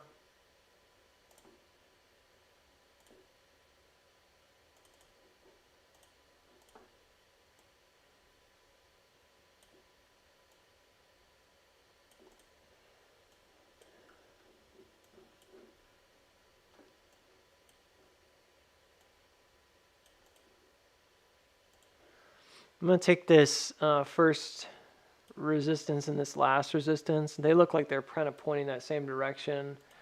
But that makes sense because this would have been like a correction back towards the trend. So naturally, like they're going to kind of direct back towards this blue line. So again, I don't really think there's a whole lot of assurity there. The hook line is one that I have talked about quite a bit. And that's a challenging one to draw, because there's just so many different ways to draw it. But that is one that I think usually I would use. And I'm not sure which one I would use, like this one or that one. I don't know. That kind of favors the same thing. Hey, we're going to eventually come back towards this blue line.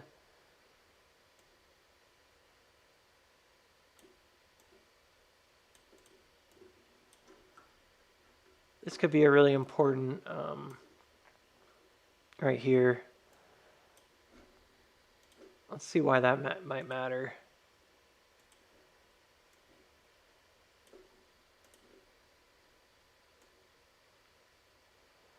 Yeah, it could be when we break all-time highs. What else is that? Is that significant? Let's measure down. Again, I hate to do that, but we're just going to have to base some of this on assumption. So let's say it goes to 303. The 50% is right here, which that adds up. So another 50-50 move puts you right there at 50%. So then let's take the 50% and 50%, just here up. That's 50% of 50%. So it's a halfway point here, here to here. And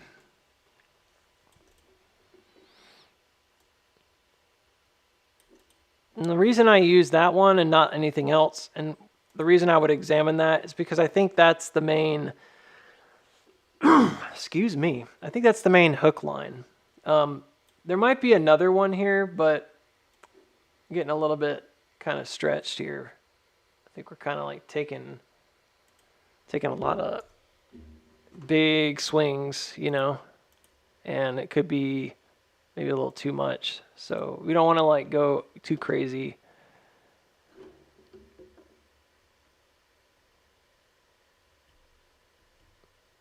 I missed out on 4,000 by exiting ChargePoint early. Well, it's okay. I don't know how much you had in it, or whether it was worth it to you to try to hold on to it or whatever, but I got out in increments. I didn't make $4,000, so that tells you how much I had in it maybe. Stevie, if it gets to 9, yeah, I still think it's likely gonna come back down. But you know, if we go down first, it sort of changes things, and we're just gonna have to sort of play it by ear.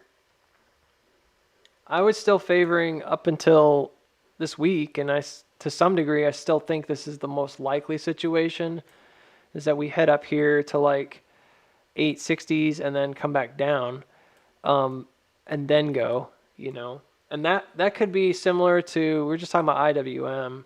That could be similar to us doing any number of these things where we're pushing up and then finding an SOS, or we're kind of coming back down. We're not really sharing in the run that IWM is making right now towards the top. So if IWM makes a drop here, you know, it's only going to hurt AMC, because it's just, I don't feel like AMC is going to run opposite.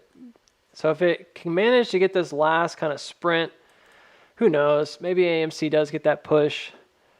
The longer this goes on, the harder it is, I think, to make that argument. And the thing about AMC is it does often wait till the last minute to move.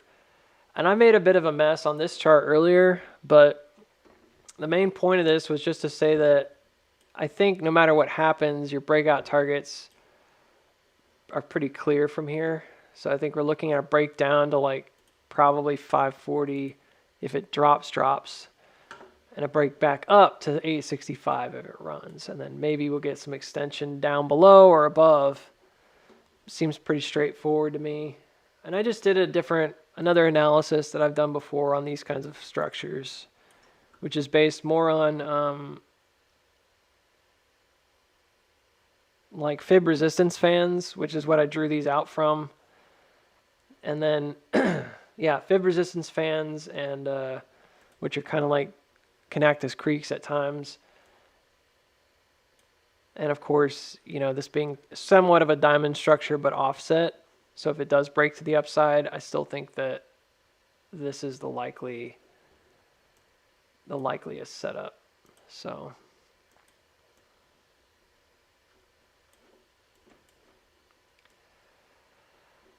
yeah, I mean, you could say what you want about how I got this, but it's the same. So I used a different method to get, this is just a way that I know that you can measure it. If you drop from the first drop into the widening, if you use that first drop and then you use that as the breakout point, it gives you a really solid breakout target if it is going to run up. And just so happens, you know, based on where we are in center liquidity, that 681 has been so important. So important for AMC over the last, month. And so, yeah, I think that particular spot ends up being our breakout target or breakdown target if it rejects here. I think it will reject at 681, and then I think that's where you basically will measure from. And I do think that it go as low as 490 if we break down. But if we break to the upside, I really don't see it running straight up to 14 now. I think what's more likely is you get a hit around 865 and then come back down. And I know that's a bit bizarre. Like, why would I advocate for downside? If it's going to turn, it shouldn't just turn and head back to the top of the range. Well, I don't know. I guess there's a lot of other things that would have to say about it, but it's mostly because I don't think we're going to take off just yet. I feel like we're probably going to make another bigger low. If I'm wrong about that, then what would happen up here is that if we don't end up making that drop, is what would happen here is that we basically would just show some support, and then instead of falling, right, and in fall we would do this, which I know I'm drawing it like really wide, so ignore the timing on it. I'm just showing you, like in a fall, you do something like this, where you basically have a breakdown of whatever main trajectory line you have, and you'd have a creek here and some kind of trend going up. And that could be something we also should probably pay attention to right now, because if it is going back up, it's probably going to use this trend now. And this is the one that I had talked about, that I said I drew a trajectory line on the other chart, and it ended up being pretty darn accurate. When I dragged it down, I had it too high. I had it up here because I thought we were going to bounce, and then we didn't bounce. We came low. I moved it down, and it's still applying. So I don't know exactly what that is, but it's basically the trend line. So if we did something like that, you could see like later on that would be really critical area to hold. But if, for instance, if it did hold, you would end up maybe with something like this. I don't know. It could be way faster. But you could end up with like a really big retracement. You see how this could be like an SOS, and then you come back down to the floor, you know, and maybe even dip below it and then come right back above it. And it would be like this big reversal kind of moment, right? This is the only kind of thing I could think where you come down, you hit the floor again, or you do a 50% retracement here, something like that, and then you jump the next creek, and it ends up correlating with us coming back above the trend and yada, yada, yada. And this has happened a good bit on AMC, enough to where I think if you think in these terms, whether or not it's exact or not, and I get the levels right, if you just think in terms of like how this would move, this is pretty similar to what we would probably experience if it were going to run. That doesn't mean it's going to look just like this or be timed the same way. But then it would basically do a big push up to, I believe it would just probably just rock it. There's a couple places we get stuck around 10, but I really do think it'd be pretty fast. It seems way out there, but that's what I think would happen if we ended up making that move now, you know, into like mid to late January, 1440. I'm of the opinion that there's a lot going on right here that would require a bigger drop. So there's just been a ton of selling, and maybe that's a good thing. Maybe it means all the sellers are getting stuck down here and they're going to get messed up, you know, everybody that's sold in these low levels. But the targets don't really give you any evidence that you would go beyond. The local targets don't give me any evidence that we would go beyond 860. So I find that rejection to be quite compelling. And an 860 rejection changes this guy. So if you're using this as like, oh, this is where your S-curve is or whatever. And if it goes up to like 860, then you're going to draw that, you know, 50% line over here instead of where I had it. And then you're looking at this intersection being there, you know. So the idea of like, oh, we're going to drop back down, it's like, well, definitely seems possible that that action takes place, you know, in a really nasty dive. And I don't know how fast it would be, but something along those lines. And to be honest, the more like distributive tops we get, where you get these kind of shallow buy-ins and then really nasty spikes, the more likely I think it is. It would be very characteristic of AMC to do something like that on a sell-off and then just kind of bleed down. And I know folks would be very upset, but it's not, again, it's not like that unusual, because if you take the measurement from this bottom to this bottom and then you apply that same measurement here from like this top, look at where it lands. You see what I did? Let me get rid of that.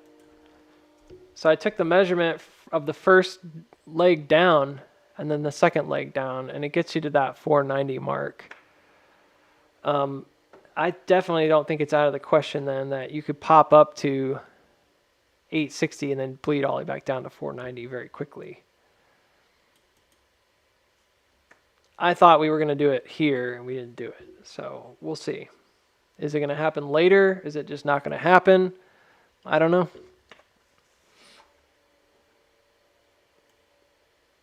I'm not in charge of the stock market, you know. I do the best I can with what I've estimated and then go from there. It's out of my hands, you know. I'm just making a point that these particular levels are very, very strong. Like the fact that this measures out exactly to where that intersection goes, you know, I could see that up thrust happening and then still see us driving back down. The thing that I'm most concerned about right now is the timing of this. Just seems like there's no time to go up. You know, it looks to me like there's only the time to go up was these last two big pushes, and it didn't happen. So that's my biggest concern right now. If you're gonna ask me like, well, what about downside? What do you think is most likely? Blah blah blah. Well, like I can see a path towards upside, but the way this is panning out is it's kind of like I feel like we should have already made that push, you know, if we were going to go up. This is starting to look more and more like that rounded kind of S-curve instead of that up thrust with then the pullback, which sure, like mathematically it works really well. And we just talked about a lot of reasons why you would come up here, more than just one. I mean, this is literally the same measurement as this little guy, right? And then you take these two and measure them down. It still gets you there.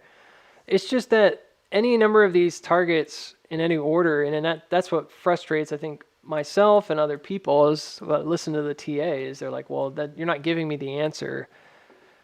And I'm telling you that I think Stockfather's analysis of an LSPY could be right. And I think that my analysis of this being an advancement in a phase B, with this being like a bottom reaccumulation and then a spring action, I don't think that's necessarily wrong. But there's a problem of inconsistency there. Like they're both possible, but they can't exist at the same time. You know, one has to eventually win out over the other. So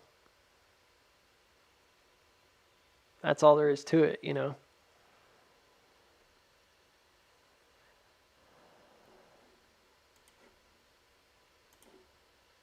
Yeah, this also could reconcile this guy. I mean, I've kind of talked about the iteration aspect of this. This is this is a spring, right? Like this little guy right here. If this is a spring, then it's do you see how like when this smaller iteration breaks down here, it goes into the low spring of the bigger iteration. But notice that it comes back up and hits this marker right there. Now, I know you might say, well, dude, the iteration looks like an S-curve down. So wouldn't the bigger iteration be an S-curve down? Possibly. But then look at where it goes, right? If this is a spring and it ends up holding for the bigger range, it goes up and hits this marker right here. So then the bigger iteration will be us going up and hitting that marker there. And look, again, I'm like feeling like I'm a little bit crazy here because I'm trying not to make it super biased, where I'm like just self-confirming everything. But it doesn't matter which one of these you pick. It gives you the same basic outcome. We can even just kind of take a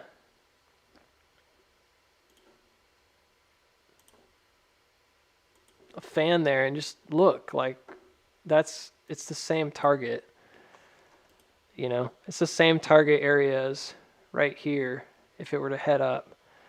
So there's a strong chance that even if it drops now, that it reverses and heads back to 8 in the near future. So we'll just see what the order. It's about order, right? Which order do things happen in? That's the confusing part. They've done a really good job. I say I mean, talking about operators, institutional players have done a really good job confusing retail here and making it seem very inconsistent.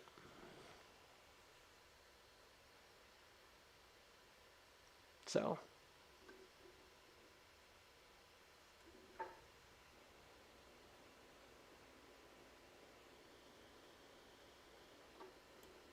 big pop by Amy. Yeah, it's going up now, finally. So we'll see if it makes a difference here today. I'm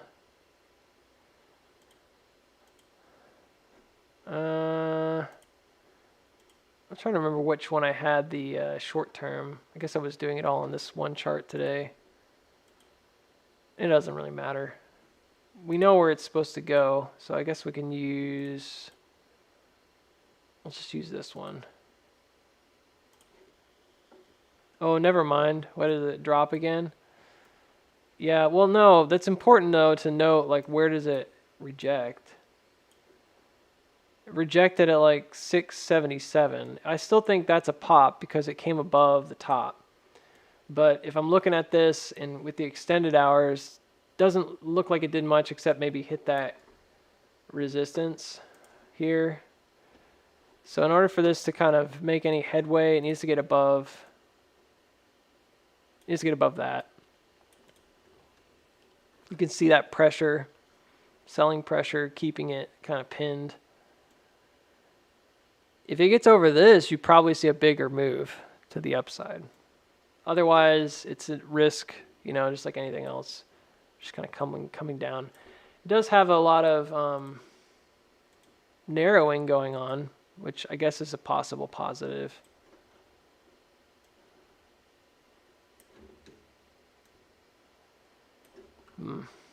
This could just be like it's testing another potential like support here, that little pocket. I'm trying to go back, but I made my window too narrow. Yeah, it's coming back from here. It's the same as this upper creek area. It's just like a parallel. So that's 18 degrees if you just do it again.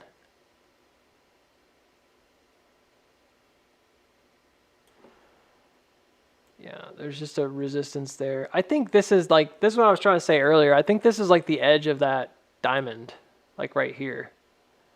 I think we're just kind of like facing the real creek now. Like the pressure seems to be built right there.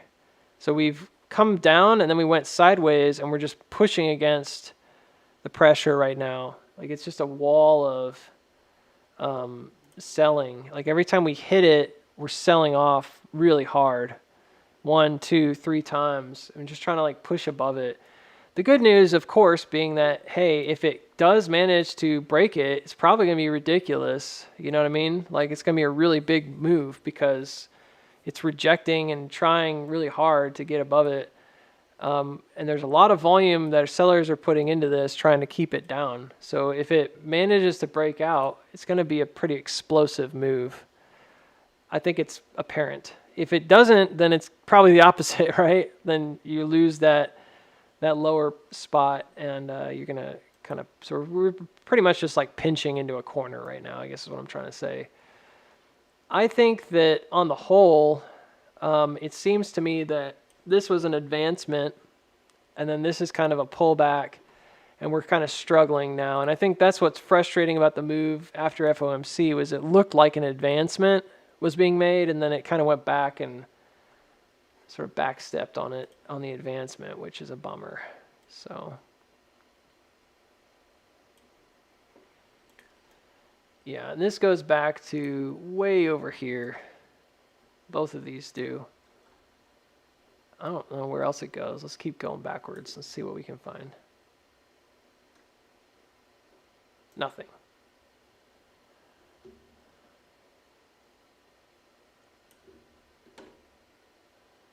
Now that's interesting because that's the 50% mark on the drop. That's really fascinating.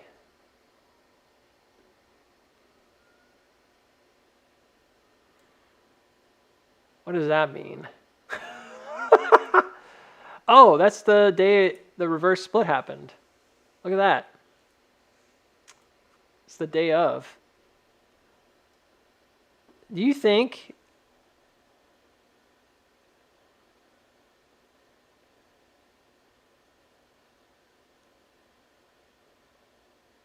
Yeah, you can name drop whenever you want. That's weird, man. That's super strange. I mean, it's not even like close. It's exact. It's exactly like the reverse split open price.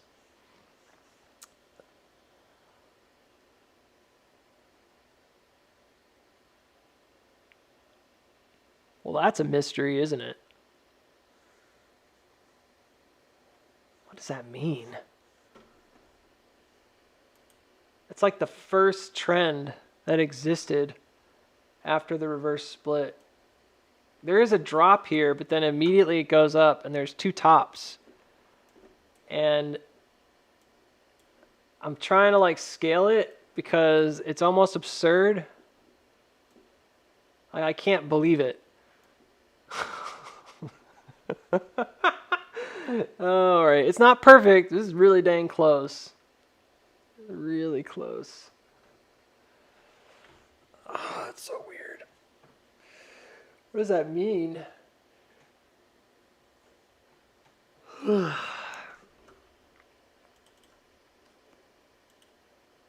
don't know, but I'm gonna make this like really dark so I can tell. Wow, it's super bizarre to me.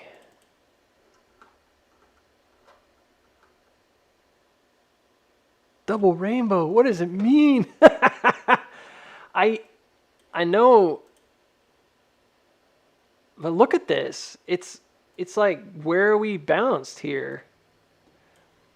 Did we just work our way across like the very first cat ear that was created after the reverse split?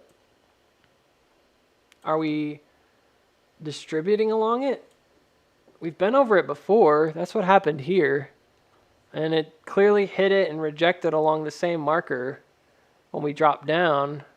Well, and that was like, again, like 50% of that move.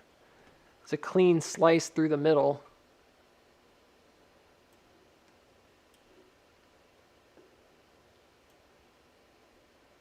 Something's happening.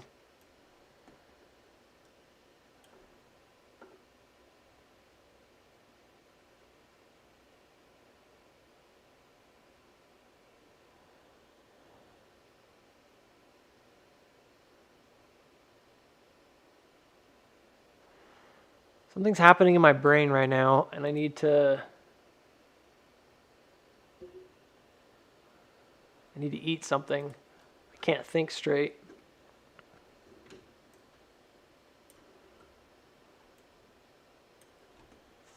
What the heck does that mean? Why would that be so important?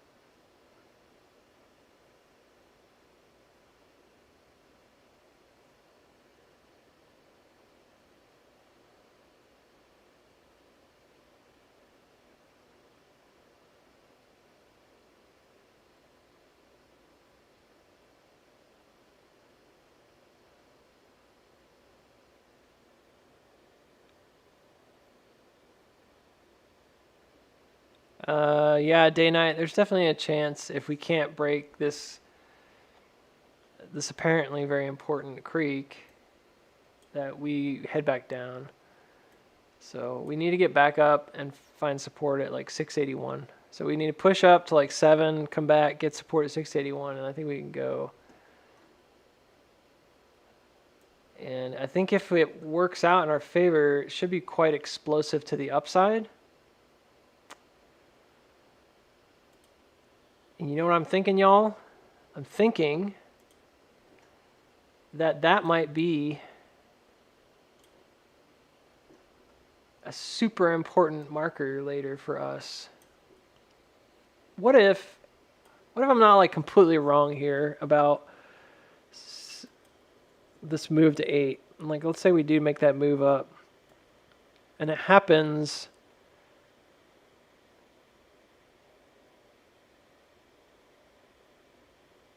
basically now. We get this really nice, super strong move. And that red line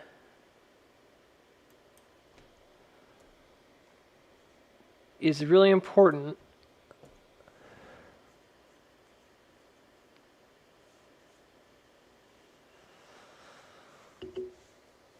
Because we're wrapping around it.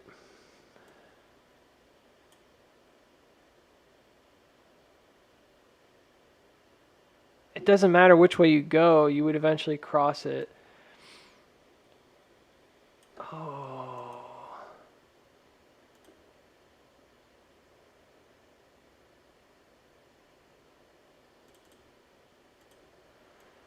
I know you guys aren't going to be able to see this chart very easily. I apologize. But I need to draw this chart really quick. I need to use this one because I've got the line on there.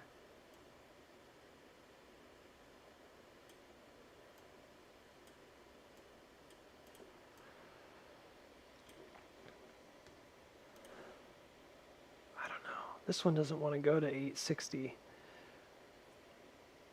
Maybe it doesn't get up to 860. It only gets to like 840. It doesn't really make a huge difference, but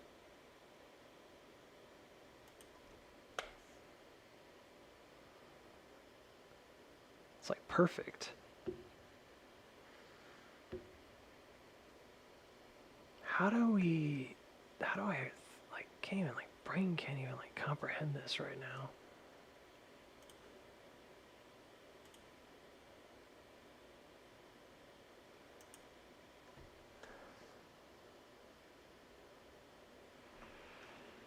So it goes up, redistributes back above 840 or $8.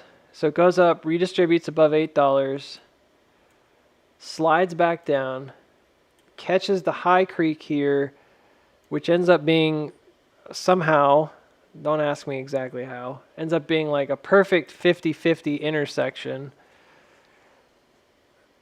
I mean, perfectly. So you end up crossing at high liquidity again at like 680s. Again, I know. And then back down 566. The thing is, this is contradictory to the other chart, which has it go lower. We just talked about that measurement. This goes up to 860, which the breakout would confirm that that's approximately where you would go. You'd fill this gap right here, this little gap at 869. And then if it reversed, the reversal move, if it's an S-curve, would come down low. But that would break through that creek.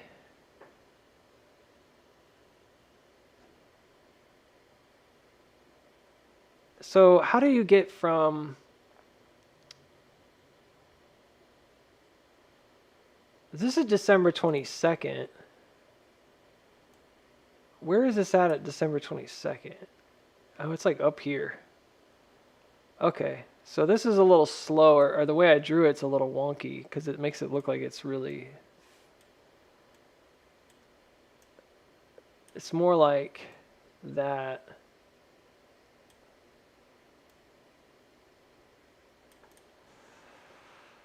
That's really fast. And then when does it get down to... There's no telling how long that takes, though. Not the way I've drawn it.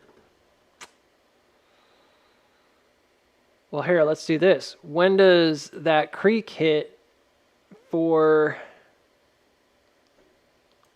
90? This is a really significant trend line, and it's strange. So I never would have, I don't think I would have found it if we hadn't done what we did today. This is really weird. But now I'm looking at it and I'm like, oh, it's the split. It's like right where the top of the split starts. And it's a big, big, big deal. So you could think about it like a fib fan. This would be like a resistance right now. If it continues resisting, it just push down. But if it can break up, it's probably going to come down and try to find support on it. The reason this is important to me is because the same thing just happened on ChargePoint. And it was how I identified that bottom. Was there was a really significant cross that occurred, and then it did it again. So it did like, it went across the trend, broke out, then slid back beneath it, and then it did it again, and then it went basically down, and it failed to make a lower low, and it hit that mark, and it's what gave me the confidence to go in pretty heavy on it, because that's what happened to AMC back in 2020, which it's an analysis that I don't know if I've seen anyone else do, and it's kind of a weird one, but it has to do with a sine wave that's shrinking down and eventually it hits the low, and it also hits the center of that sine wave, and then it breaks out. So when I see something like that, I typically kind of perk my ears up, and then I looked at all the other stuff, of course, involved around it, and I said, this looks really good. For AMC, now I'm kind of looking at this like out of curiosity, because if this ends up being like a midpoint to like a much bigger cattier kind of setup, and it does warrant that big drop. We were talking about going from here down to possibly even 490. Wait, what the?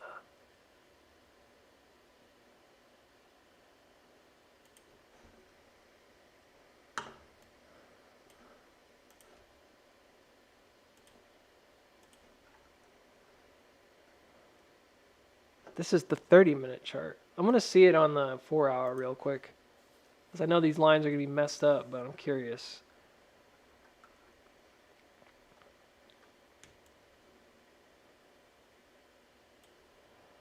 That's not even close. It's like way below. It's so different.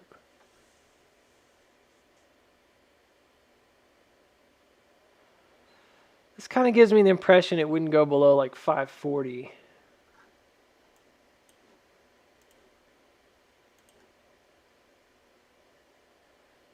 Yeah, it just makes it look more like 540, not 490. But I already told you what I thought about the measurement, so I know the measuring's different. One more thing.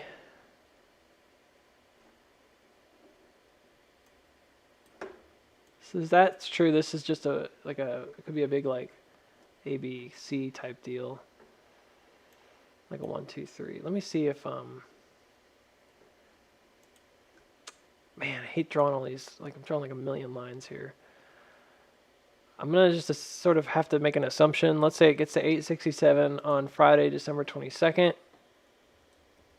Just in theory. This is the low point.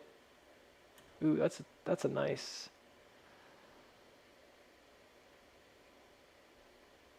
That's a pretty nice one too.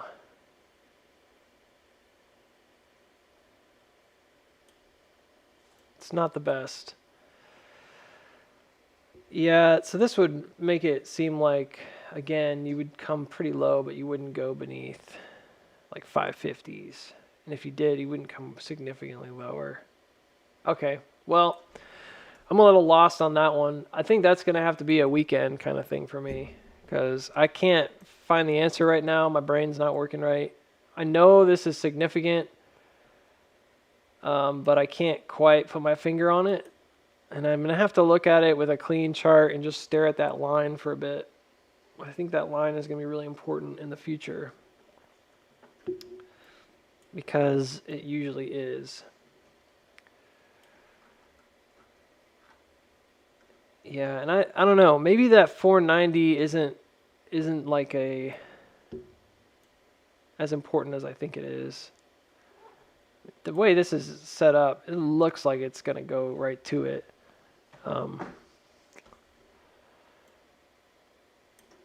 But in other words, like, I'm not positive that it will go below this again. That might be all we need. It'd be a weird move, but it could be all we need. That'd be a much better situation than going way, way low. So instead, we basically like range out here, and then maybe we get a dip, but it's not like crazy, and then we just go.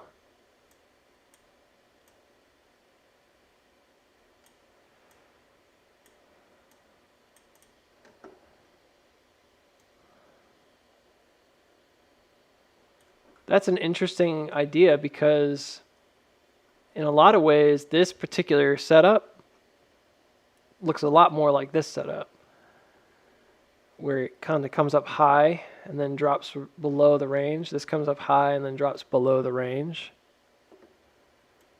And it looks like a very similar kind of thing happening. So it's like a widening within a widening bottom.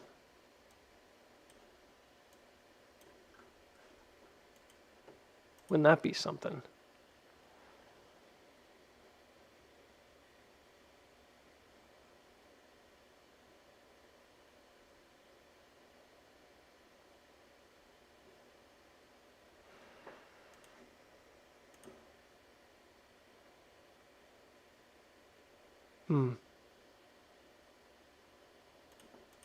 I don't know. I got this fat lines everywhere. They're not fat, they're big boned. Got big bone lines everywhere. I don't know, man. This is kind of looking like a horrible chart right now, but in a lot of ways it kind of makes sense to me.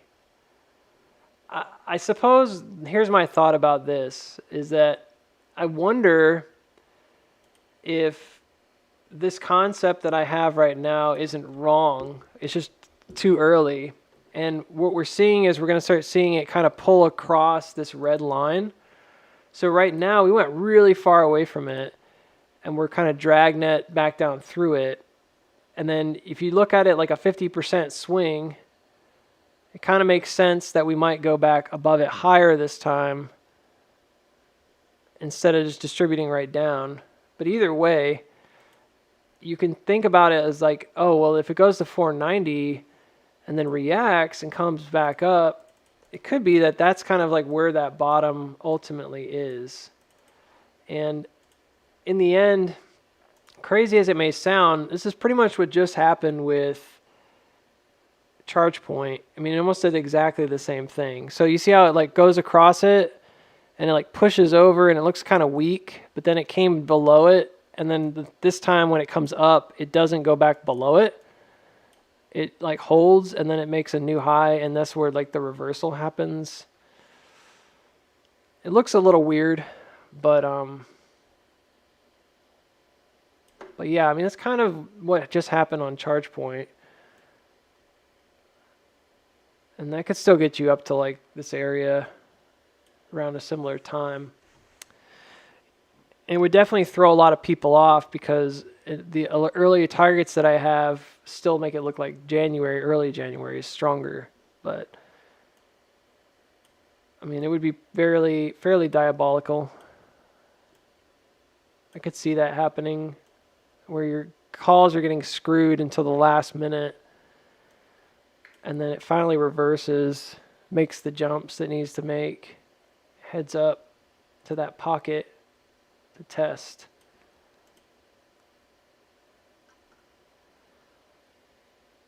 I guess this line was one that just kind of eluded me. I didn't really feel like it was there before.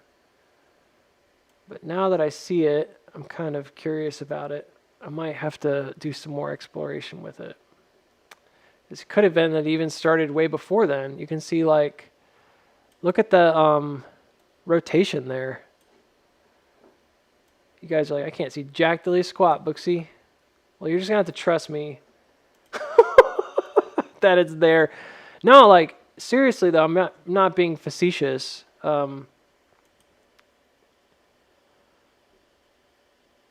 Almost looks like it starts back here, but I don't know, that's kind of a stretch.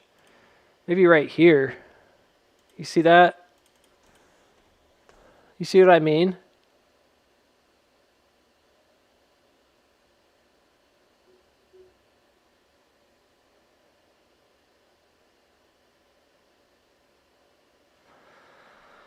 So I think this would be like an attempt to try to walk back across that.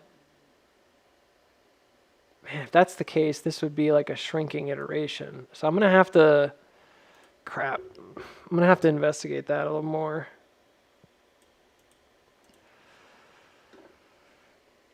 No, not necessarily. It could just be the way the range is starting out.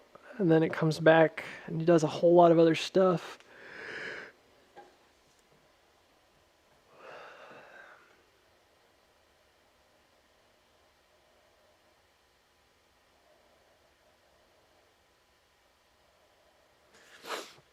I don't know, guys, gals. I have this sinking feeling that my targets at 860 are just kind of throwing me off.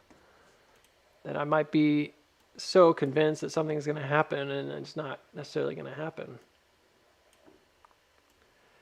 If it didn't happen and it broke down here, it still came across. It just came across in like serious weakness. It could just be this situation where it's really like struggling and it's going to go really flat at the end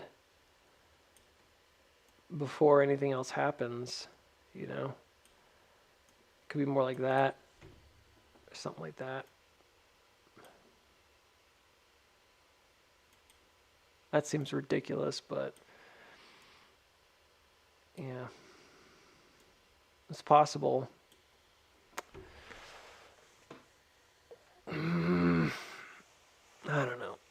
All right, I'm going to have to go, but I think that for now, let's just focus on today. Let's just finish it up for today. I don't want to, this is kind of big picture stuff. I still think this is pretty applicable. Like if we break to the upside, the targets have been confirmed by like 5 different ways of measuring this at this point. So I'm pretty convinced that it would probably come to 860 and fill that gap if it goes to the upside.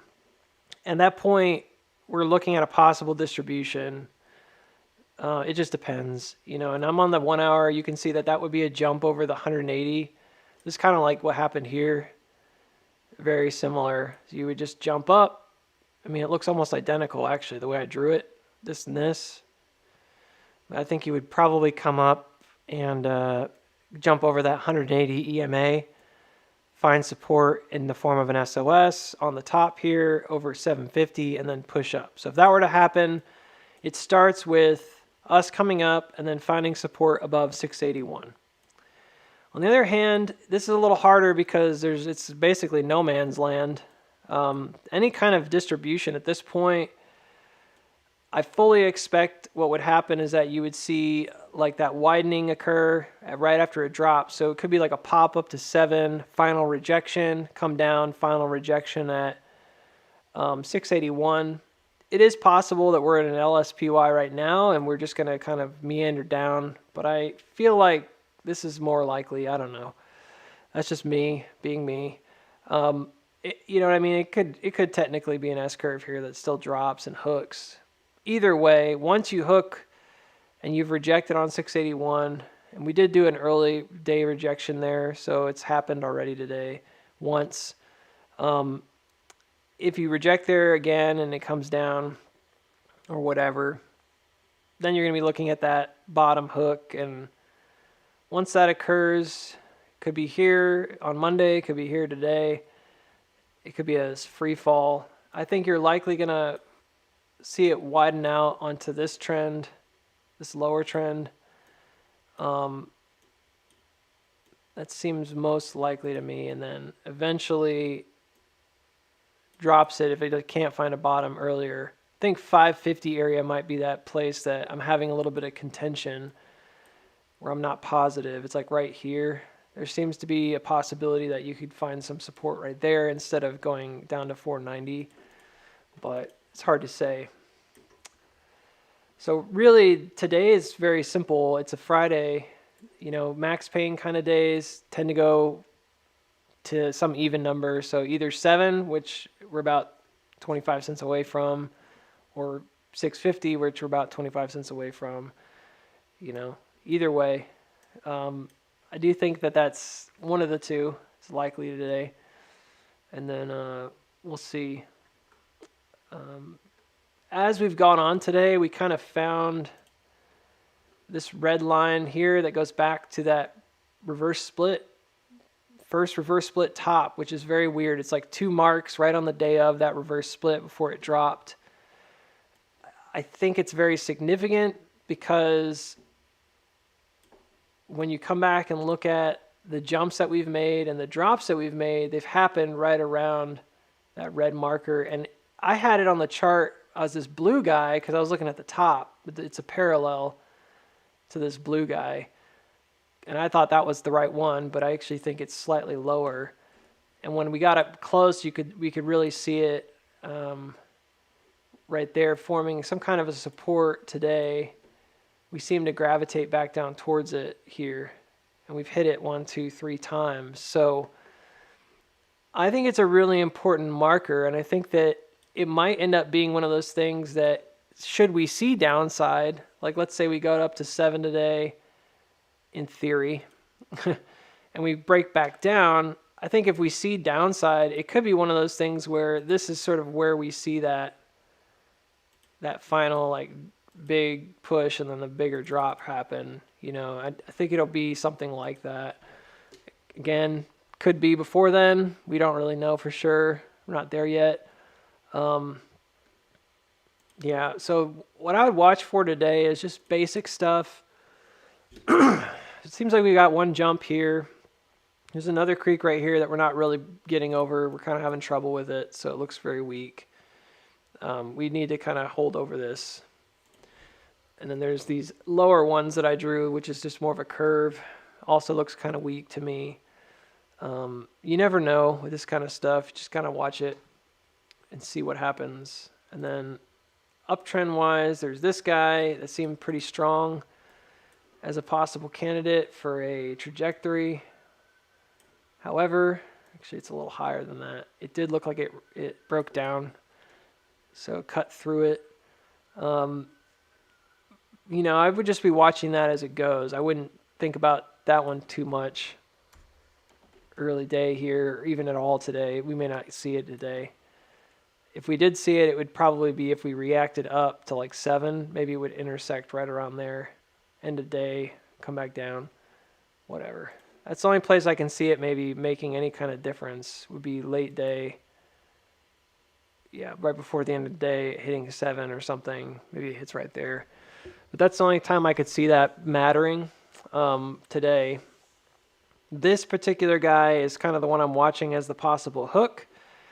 AMC has been known to drop beneath a hook line, and then if it does that and creates an M cross, it can do it below that line. It's done it before. An example would be back here. It's just, it can't reject on it ultimately. It has to get above it ultimately. Does that make sense? So no matter what happens, it has to get back above it. That would be like this thing where, now this is drawn really bizarre. So let me do it again. You know, in any way you draw this, it doesn't really matter. It did come below it. That's not unusual for AMC to see something like that, where it drops below and does like an M cross and then comes back above. But if it hooks on it, that's a different story. And that's the one that kind of has the most danger, I guess, involved in it, which is it eventually does, it came back below, but it has to like come back above and find support on it. And if it hooks on it, it's just a distribution, period. You know, so right now we didn't hook. We went down, looked like it hit a spring, pushed up above it. We actually found some support on it, rocketed, but then dropped right back through it for the Friday action.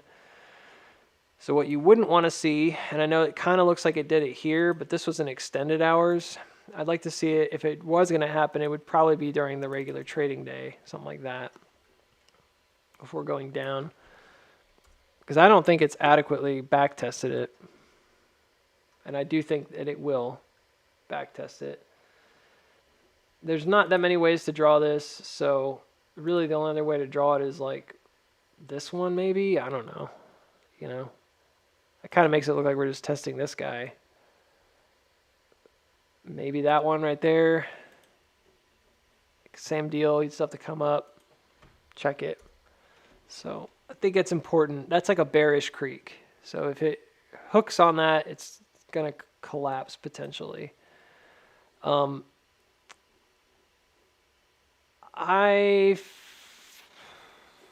could still see this right now as a possible like jump. It just got to hold this trend. it looks like it did that. It looks to me like it tried to push resistance, and then it came back up again. And if it can hold this time, could be a really good week next week. But whatever. Timmy says, or Timey or whatever, 525 next Wednesday, then pop. So he's looking at downside. I've already talked about that at length today.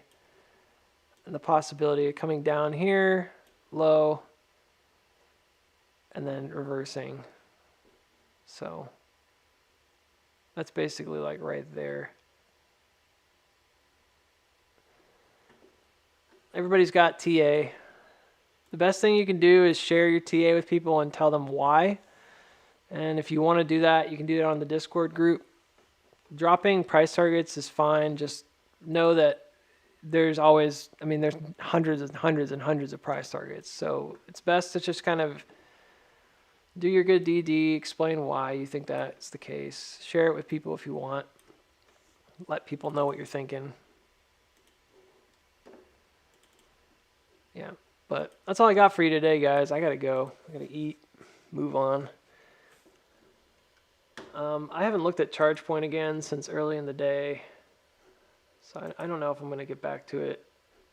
Yeah, that's the cat ear right there. But it's kind of also doing it in a way that it looks like it's a wedge, so I think it's broken a little bit.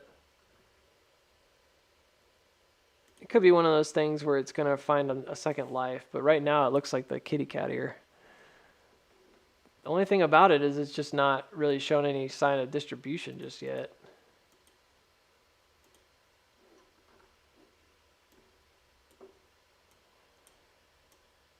That ended up being very prophetic. Maybe not on purpose. I don't know. I don't see these as like super strong up thrust, so I would kind of wait it out. I am waiting it out. I'll keep an eye on it today. And that evidently broke down, so that's that. Then we were going to look at the outermost one, and we'll see if that breaks or whatever. ChargePoint has a 250 max pain, and I don't find that to be really odd because it does to me seem like it would go back down there. But you know, things like happen all the time on the market where it doesn't do what you expect it to do. So you need to make sure you like kind of pay attention to it. Even if max pain it says, oh, it's going to go down, like, you never know. There's been plenty of times where max pain is missed by quite a bit. So you got to pay attention to the chart if you're trading it.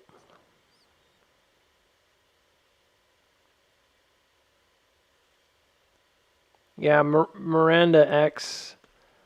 That's the one I was thinking about. Data Zero on YouTube. If you are in the AMC play, come hang out with family during the day. We teach the art of charting and strength of apes is strong. Cool. Data Zero I've not heard of, but I don't mind the pump as long as you guys are thinking for yourselves. And I'm not a, I feels like I'm in a club with lasers.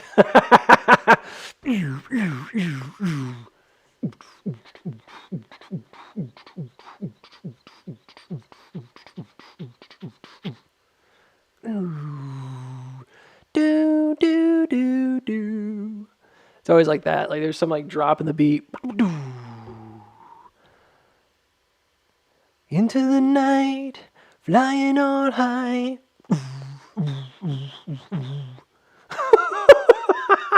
Something stupid like that.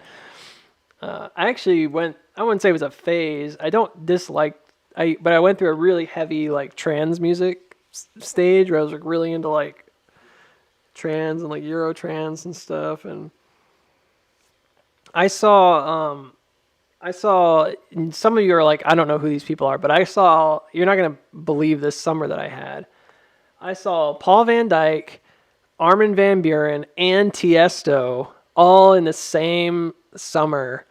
It was like the best summer for like trends ever.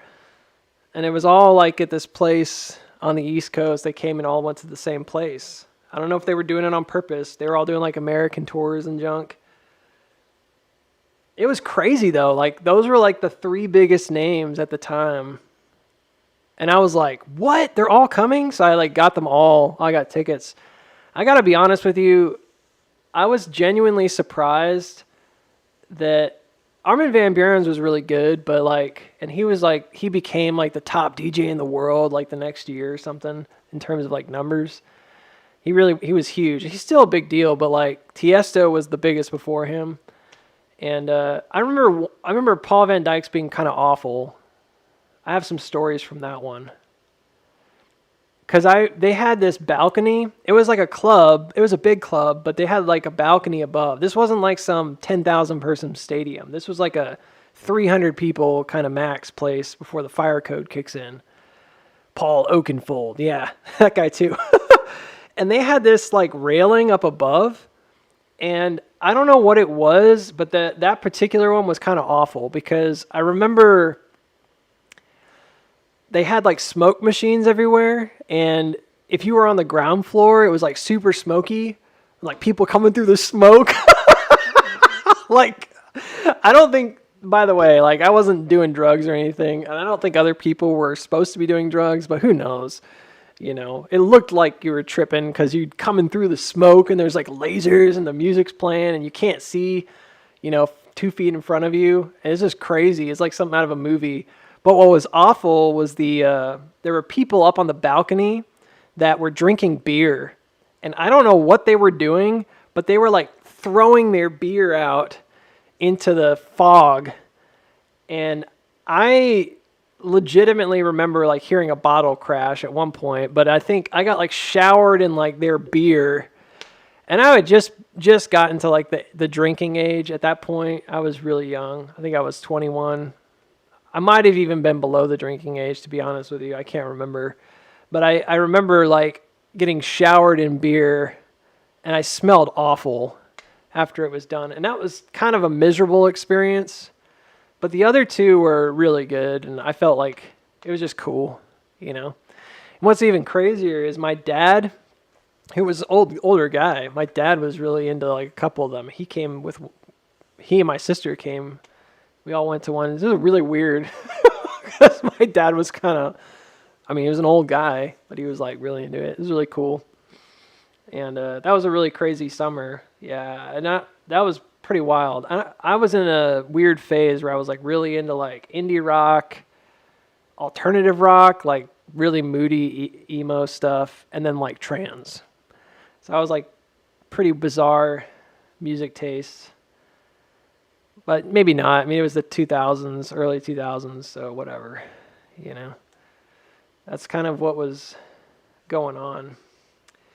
It's funny too, because when I was in school, I'll just end with this. When I was in school, like I really liked trance music, but I also liked Daft Punk. And at the time, Daft Punk wasn't really popular. It was before Kanye West did his like Daft Punk remix, and then everybody was like, "Oh, I love Daft Punk," and then they did the Tron, movie. But it was before then, and Daft Punk was super repetitive at that time. It was very like house music almost. And some of you know what that means, but it was like always on my playlist, and their Paris album was really good. Their live Paris album was really cool. They did like their own remixes and stuff. But what's weird is that the trends at the time were not favoring that. And then, so like nobody was listening to that kind of music unless you were like niche, But then weirdly, right after that, maybe the next 5 to 10 years, as I was getting older, and I probably was less interested in music, you just kind of go through those phases in life where you're like really into it and then you're not really into it. Pop music started getting those like techno, and it was like techno and trance. Like they started all having those same things. You start hearing like, not talking about auto tune, but just the beats. So it's bizarre. And then like went from that back to like those 80s synthesizer sounds. It's like gone in reverse. It's like it's stretched back in time. It was really bizarre. So then everybody was like, oh yeah, I love these beats, man. And I'm like, this is weird, because when I was younger, people thought I was really weird. Like I had a really weird taste in music. People would be like, this is crap. So repetitive. It's so weird. You know? It's like that movie Eurovision, where like everybody's like, trance music's just this weird thing, you know? Do I still listen to EDM? Not as much. Like, I have to be in the right mood, and it's pretty rarely. I'm a lot more soft-spoken now, and I like the, I was pretty crazy at that time, and that's not to say anything mean about people who like it. I'm just saying. It's just kind of like, went with my attitude, I guess. And then, I'll still listen to, I like lo-fi. Like, I just like chill electronic music. I prefer to be more relaxed. And if I'm going to listen to something like that, maybe when I'm working out or whatever. Maybe when I'm driving. I like listening to that kind of stuff when I drive sometimes. If I have a long drive. It just kind of like lets you be with your thoughts. You don't really have to focus on anything except the road, you know. Marilyn Manson? Yeah, that'd be a weird one to go through with your dad. In 5th grade. You're pretty young too. He's crazy, dude.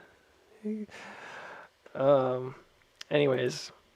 Yeah, anyways, that was it. That was all I was going to say. So, yeah, this looked like a cat ear, so it's breaking down finally. We'll see if that ends up going to fuller distribution for ChargePoint. All right, that's all I got for y'all. I got to go eat lunch. Thanks for hanging out on a Friday. We'll talk to y'all later. You took him to see Tool? Yeah, that was interesting, I bet. I mean, it's cool if he went. I think that's really funny. Take older people to like more modern music. It's just kind of like, you never know, you know? Anyways. Tool. That kind of made me laugh too. It was funny. All right, we'll see y'all later.